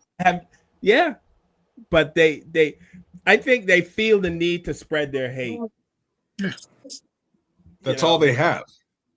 Yeah, they just feel a need. But let me just say this, and this is how I see racist white. I believe that racist white people cannot help it. I do believe this. I believe it's in their DNA. Oh yeah, it's a sickness. I do believe it. So, it's a mental condition. Yeah, I believe they are who they are. They will always be who they will be. There's nothing we can do to call for a kumbaya moment. It's not a moment where we're gonna get racist white people to wake up one morning and change. I think they love to hate. It's just part of who they are. And also they ignorant too. They don't know a lot. It's not like we are on the top of their list of learning us.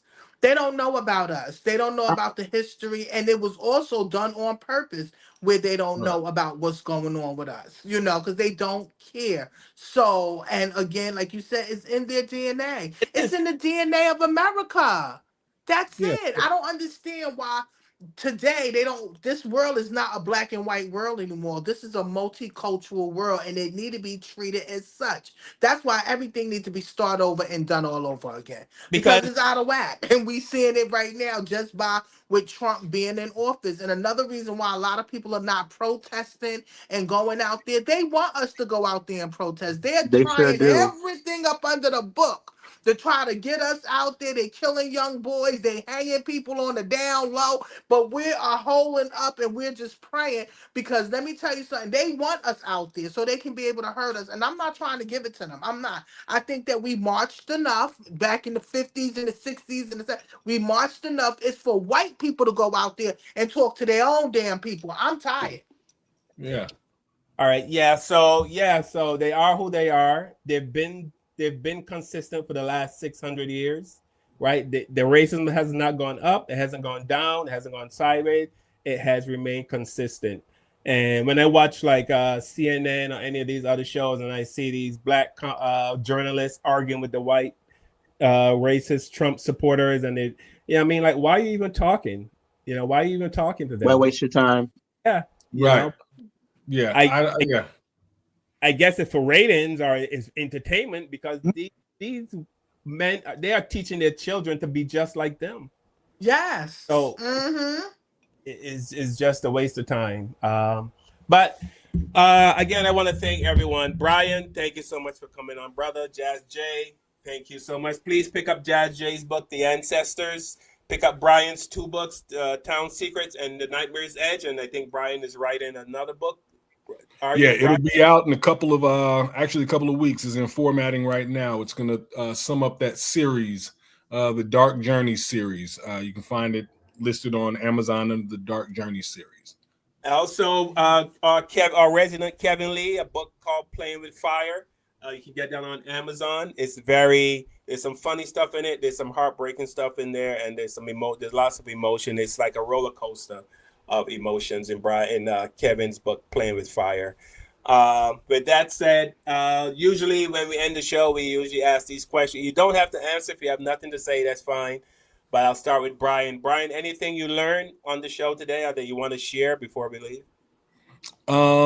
Just learn that there are a lot of us who are willing to do what it takes to experience the discomfort that we need to experience, to send the message that needs to be sent, which is we don't have to be bothered with you.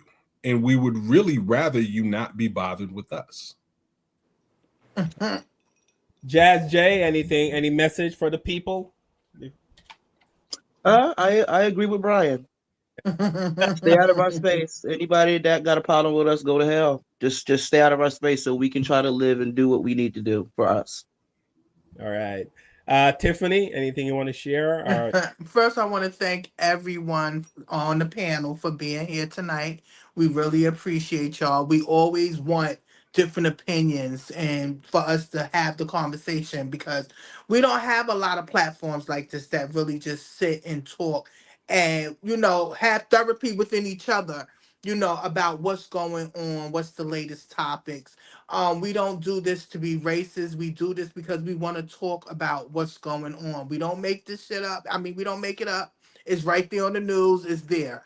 So, again, we want to protect our children. It's sad that Cyrus lost his life and his family is grieving and going through it, but we want to make sure that we learn from his death. We have to learn from these young people deaf in these different situations on how people feel about us and what can we do to make sure we keep our children alive. And one is check their goddamn bags. I'm sorry. A 14-year-old, any type of child don't supposed to have no type of weapon, especially if you're black. Because they're already going to think that we're aggressive and they're going to shoot at us. Yep. We need to teach our children that. I'm sorry. It's just real. I have to tell my nephews that. And it hurts that I have to because white people don't have to do this. Asian people don't have to do this. You understand all different cultures. They don't have to do this. But we have to warn our children. So please communicate with your children because we want them to live. We want them to live. We don't want to be going through this. We don't want to go through crying. We don't want to go through these court sessions, all of this stuff. We definitely don't want no jail food. Okay? So again, please make sure you like and subscribe, leave a comment, and let us know what you think. And again, our sincere condolences out there. We lost Peebo Bryson last week. I'm still getting over that, okay? Yeah, that one hurt. But definitely That hurt. yeah. So, there's a lot going on, but definitely we appreciate you and we do not own the rights to the content, the music. These are our opinions only, and everything that we talked about tonight is alleged, okay? So again, like and subscribe. All right, Darnell Wright, brother, any parting words you have for us? I just learned that we're all on the same page that proximity to whiteness is the reason that racism will continue to thrive. That's what it comes down to. That's just what still people don't crave to have that attention. Other races don't crave to have that attention and to want to be so close to whiteness, then we will continue to have these kind of issues, unfortunately. Let me pick. You think that white people have created this hierarchy of whiteness that it's kind of hard for people to break away from that we will always see that as something to achieve to or something to aspire to, that whiteness? I think so. I actually believe that other races, we was talking about other races when they come to this country and how they don't even see themselves like black, whether it's Jamaican, people from the island, Africans, they don't see themselves as black when they come to the country. It's almost like we not them. Look at them. You see these black people? They're the bad guys. I'm part of you guys. It's all of us, and then it's them. And until people don't have that mindset, then it will continue. We'll always have problems, not with just white people, but with everyone that is not, with people of color. We'll always have these problems with getting shot by that Asian, that unfortunate situation with the Asian guy or whatever it is. We'll continue to have these problems long as people have want to have that proximity to whiteness, because everyone that comes to this country just truly believes that they're better than black people. Yeah. Right. Kevin, brother, anything you learned or you want to share? We had a chance to shut all of this down back in the 80s when we saw the Rodney King beating on video, and we didn't. We chose to burn down our own neighborhoods in Los Angeles at the Rodney King beating. Same thing. Dr. King was assassinated. We burned down neighborhoods. We burned down neighborhoods when Freddie Gray was killed in Baltimore. We burned down some of Baltimore. George Floyd. I mean, it's been Breonna Taylor, Sandra Bland. I mean, Freddie Gray. The list goes on and on and on of young black people that have died at the hands of people like George Zimmerman and police officers and things like that. And we get angry. We do podcasts. We burn a couple of stores. We protest peacefully, whatever the case may be, and we're still back here. So we'll be back here again because we're gonna lose another young black soul, unfortunately, probably this year or early next year. It's going to continue to happen, and we're comfortable. We're comfortable. Like you said, it's not enough people that's not comfortable. It's too many billionaires, millionaires, people living in nice homes and driving nice cars and nice jobs and just living their lives. And, we'll be angry about this kid, losing his life.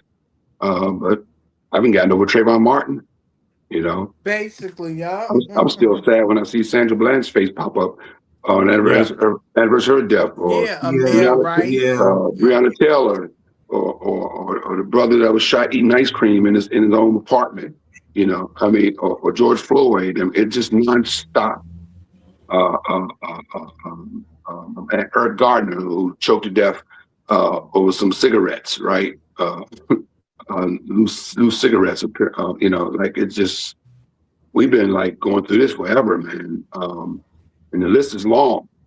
And this is just another dude, a young man that's added to that list, Every year they put out a thing on social media of all the black people I just named and the other ones I left out. There's too many to name that has been murdered, by police or people like that. Senselessly, yeah. And now this kid's going to be on that list the next time one comes out, Yeah. I see on social media all the time, a picture of they keep getting bigger and bigger. Bigger and better, just get bigger and bigger every year.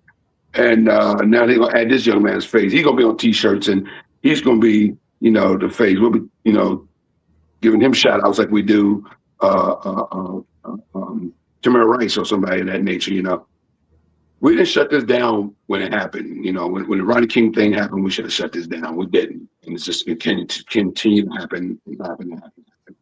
So I don't know what the answer is. We stop eating egg rolls. Is that going to change the deal? I don't know. You gotta have more hope than that, though.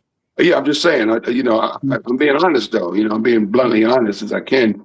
We can make our own egg rolls. Yes, we can. But are we? I'm talking about millions of black people. We're talking about 6 people on this panel. We're talking about millions of black people that we're trying to get to say, okay, yes, let's do this. That means that's us, all regular, normal day, everyday people. That's our celebrities, our black celebrities, our black NFL players, our black NBA players, our singers. Who's the most popular singer right now? Is he gonna stop it? Is Chris Brown gonna stop eating Chinese? We're gonna get everybody on the same page in this country to say enough is enough. We're not playing no football. We're not playing no basketball. We're not hitting no baseballs. We ain't doing nothing until this crap stops. And it takes that type of powerful people to say, hey, because little people can like us. We have a voice. We exercise it here every Sunday on the Black Therapy Show, but we have a voice.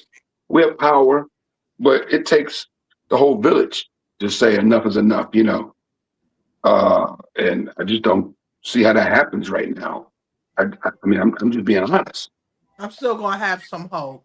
Keep y'all black asses from them people's stove. We just had a Target boycott. Target And lost I what? ain't shop at Target lost Target, and millions every of time I dollars. go in there, I get scratchy and And itchy. a lot of people aren't going to go back. The Target boycott is obviously over at this point. Yeah. But No, nobody a lot going in there. They of stood people up. won't go back. They're not going back, right? Some people, I still ain't going back. And that's a good thing. Then they're also, okay, it's over. We're gonna go back. Target lost a lot of money, right? Who said the Target boycott was over? Black people are starting to go back into the store because we still not making enough Oh, noise. I've never heard of that. I Nah, heard me neither.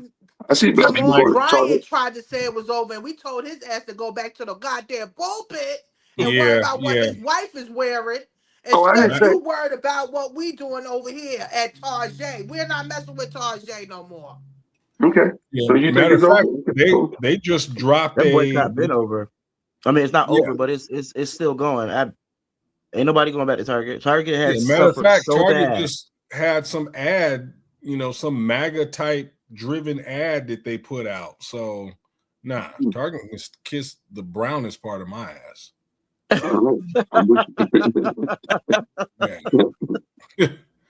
I like what the story, keep it real. Yeah, I'm just saying, man, the boycott, But okay, so they're losing billions of dollars, obviously, and Still don't act right. kissing ass, But is that enough, though, brother? Is that enough? Yeah, it's putting a dent in somebody's pockets. They're losing money. Of course, we're not spending dollars there, and we're going to boycott. It's lots of people pissed off about this young this Mr. Child getting off. I'm being nice by saying Mr. Child. He don't deserve Mr. in front of his name, but people are pissed off about this. But how long are we going to be pissed? We've seen this before. Getting pissed off is one thing, but what kind of action are we going to take? That's what I'm saying. But okay, we're having this show. We did a whole show, almost 2 hours, about the young man being murdered and the dude being acquitted. But we've been down this road before. The energy is different now, though. We weren't doing this show when Trayvon Martin was murdered. But I sat in front of my TV every day, following the trial and following on social media, and was devastated when George Zimmerman walked. Devastated. Devastated when the cops got off on Breonna Taylor. Devastated when the cop was didn't go to jail for killing Tamar Race. We've been down this road a million times. That's what I'm just saying. It's like I don't know what the end game is, other than all right, a couple of us going to boycott. Some of us not going to eat egg rolls for the next couple of years. Okay, we're good, but I don't know. It's gonna take unity at our level. Our level.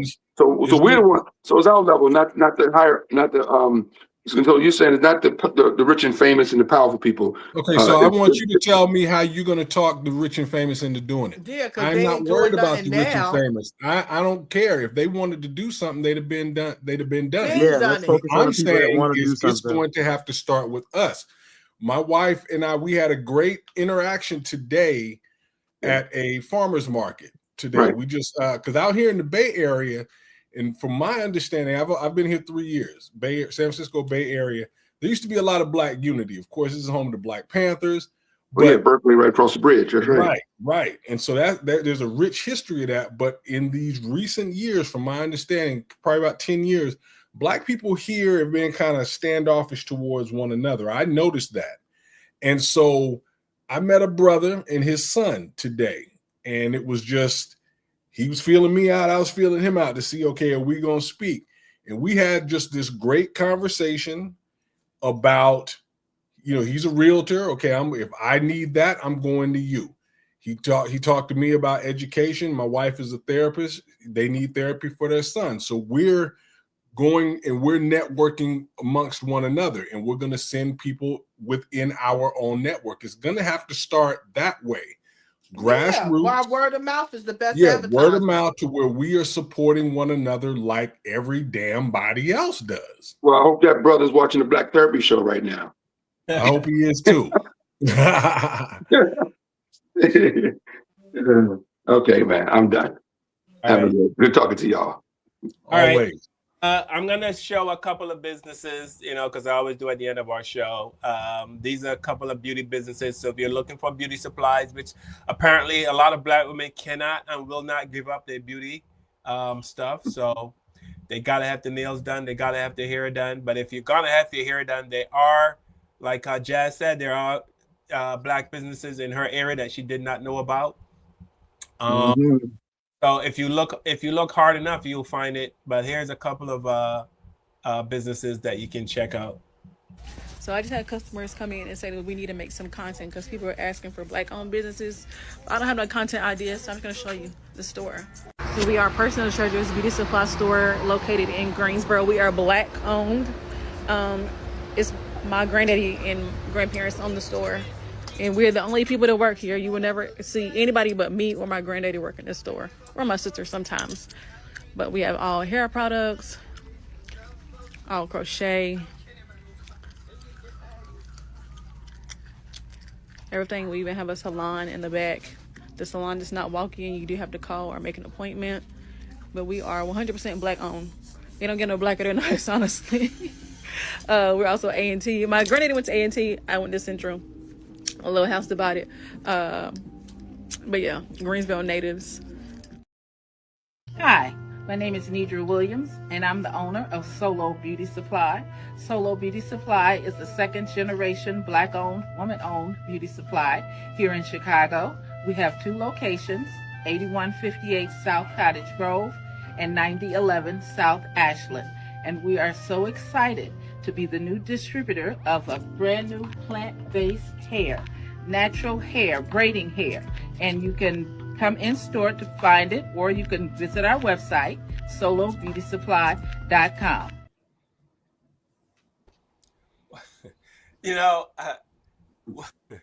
I wish we can go. I know this. I said it before, but what is wrong with Black natural hair? I know it's not accepted in a corporate setting because I know a lot of Black women would not be promoted if they went to work with an afro. You would not make it to CEO with a Black if you have an afro, man or woman. But women don't got natural hair, Carl. People have natural hair. They just spending money on wigs. Well, so wear it. That's what I'm saying. Wear it. Yeah, women have natural hair. It's just that they're wearing wigs, and they rather wear the wig again because of jobs. It's protective. Yeah. We had the protective style. A lot of us stopped using the creamy crack. You understand? A lot of us do not use relaxers anymore. So we are natural. It's just that they have to be comfortable with their natural hair. And, they wear wigs now. Right. That's what I'm saying. People natural. Yeah.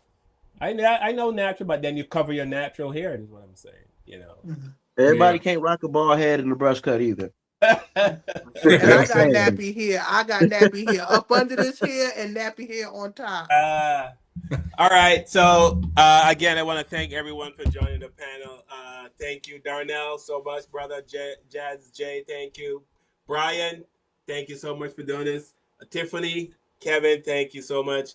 I love all of you guys. I really appreciate you guys. And since Kevin and I are comedians, I like to leave on a funny note. And this is why they don't like us. If you ever wonder why white people and the world don't like us, this should explain why they don't like us. You guys like Belle Biv DeVoe? Oh yeah. Yeah. Well, they're part of New Edition, but it's nothing like Bobby Brown. Right, so get ready for Belle Biv DeVoe. I sense something strange in my mind. Situation is serious. The joyfuls are running out of time. She's all so beautiful. Relationships are seen from the start. It's oh so deadly when love is not together, brother. Wait a minute, is that the white version? Oh no, Whatever they version it didn't. is, they That don't is need to do it. horrible. That's why they don't like us right there. That is why they don't like us. All right. Listen, I honestly believe the reason we are not liked because everything we touch, we freaking, right? Everything we touch turns to gold. Turns to gold. Dominate. Yeah. And if they let us into corporate America, we're gonna dominate that. And that's the only they can keep us out of corporate America because all that stuff done behind closed doors. But when it comes to sports, because sports out in the open, right? So Shout out to the Knicks. We hoping the Knicks win. Blah blah. New York Knicks. Blah blah. I'm sorry. Rest in peace to P.O. Bryson. I'm heartbroken still. Yeah. Yeah, right. man. Bo Bryson. Yeah. And we're doing black music shows coming up sometime this month, right, Carl? Celebrating black music. There's Black Music Month, so we're gonna do some stuff about that in a couple of weeks. Yes. Maybe next month, next week. Yeah. Yeah. So shout out to all the black people. Continue to dominate. You know, they can only hold us back for so long. They can't hold us back forever. You know, because we are unstoppable, and that is absolutely why they don't like us. You know. Yep. All right, guys. You guys enjoy your week and stay black. All right.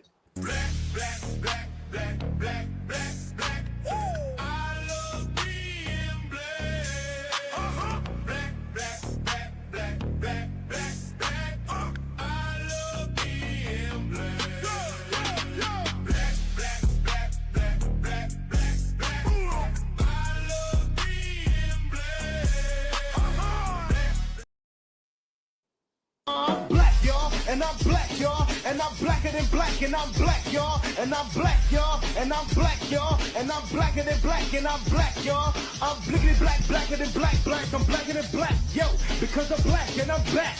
Yo, I'm black and I'm black, y'all, and I'm blacker than black, and I'm black, y'all, and I'm black, y'all, and I'm black, y'all.